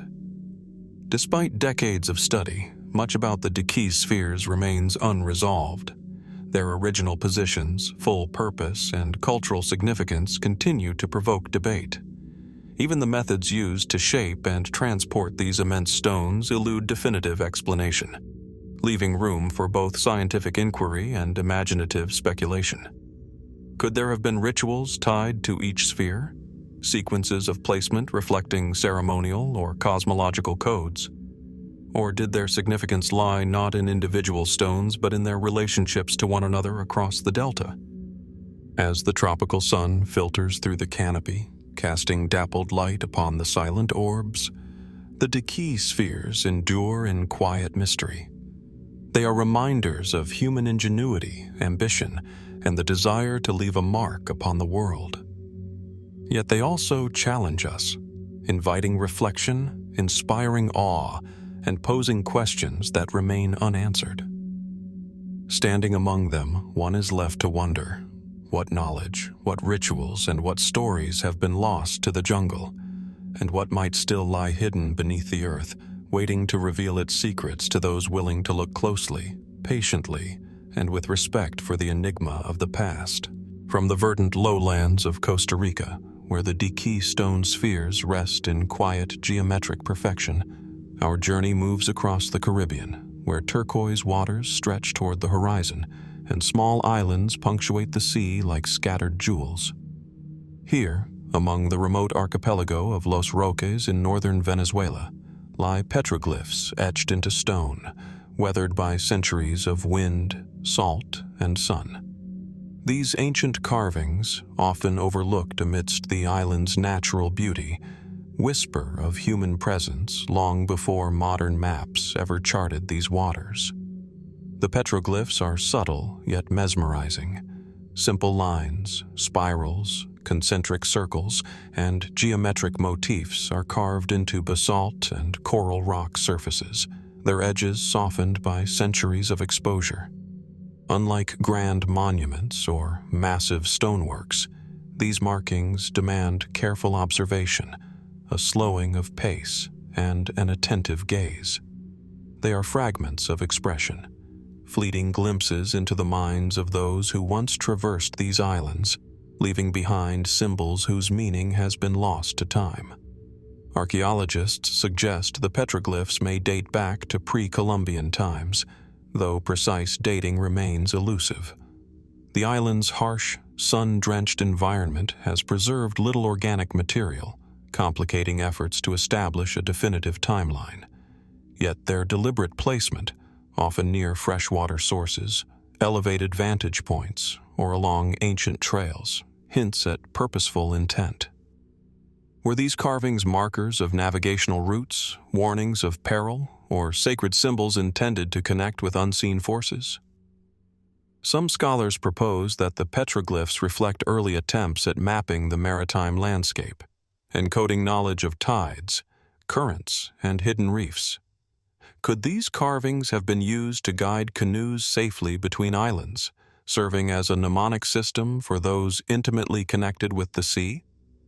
Others see in them spiritual or ritualistic significance, imagining ceremonies conducted in the quiet dawn or under the gaze of a full moon, where the act of carving stone became a means to communicate with deities, ancestors, or the cosmos itself. The simplicity of the forms belies their enduring mystery. Spirals recur across multiple sites, echoing motifs found in distant parts of South America, suggesting cultural connections that span space and time. Do these shared symbols indicate a common belief system, a network of maritime communication, or perhaps a human inclination to reflect the natural world in abstract shapes? The answers remain tantalizingly out of reach. Equally compelling is the relationship between the petroglyphs and their environment.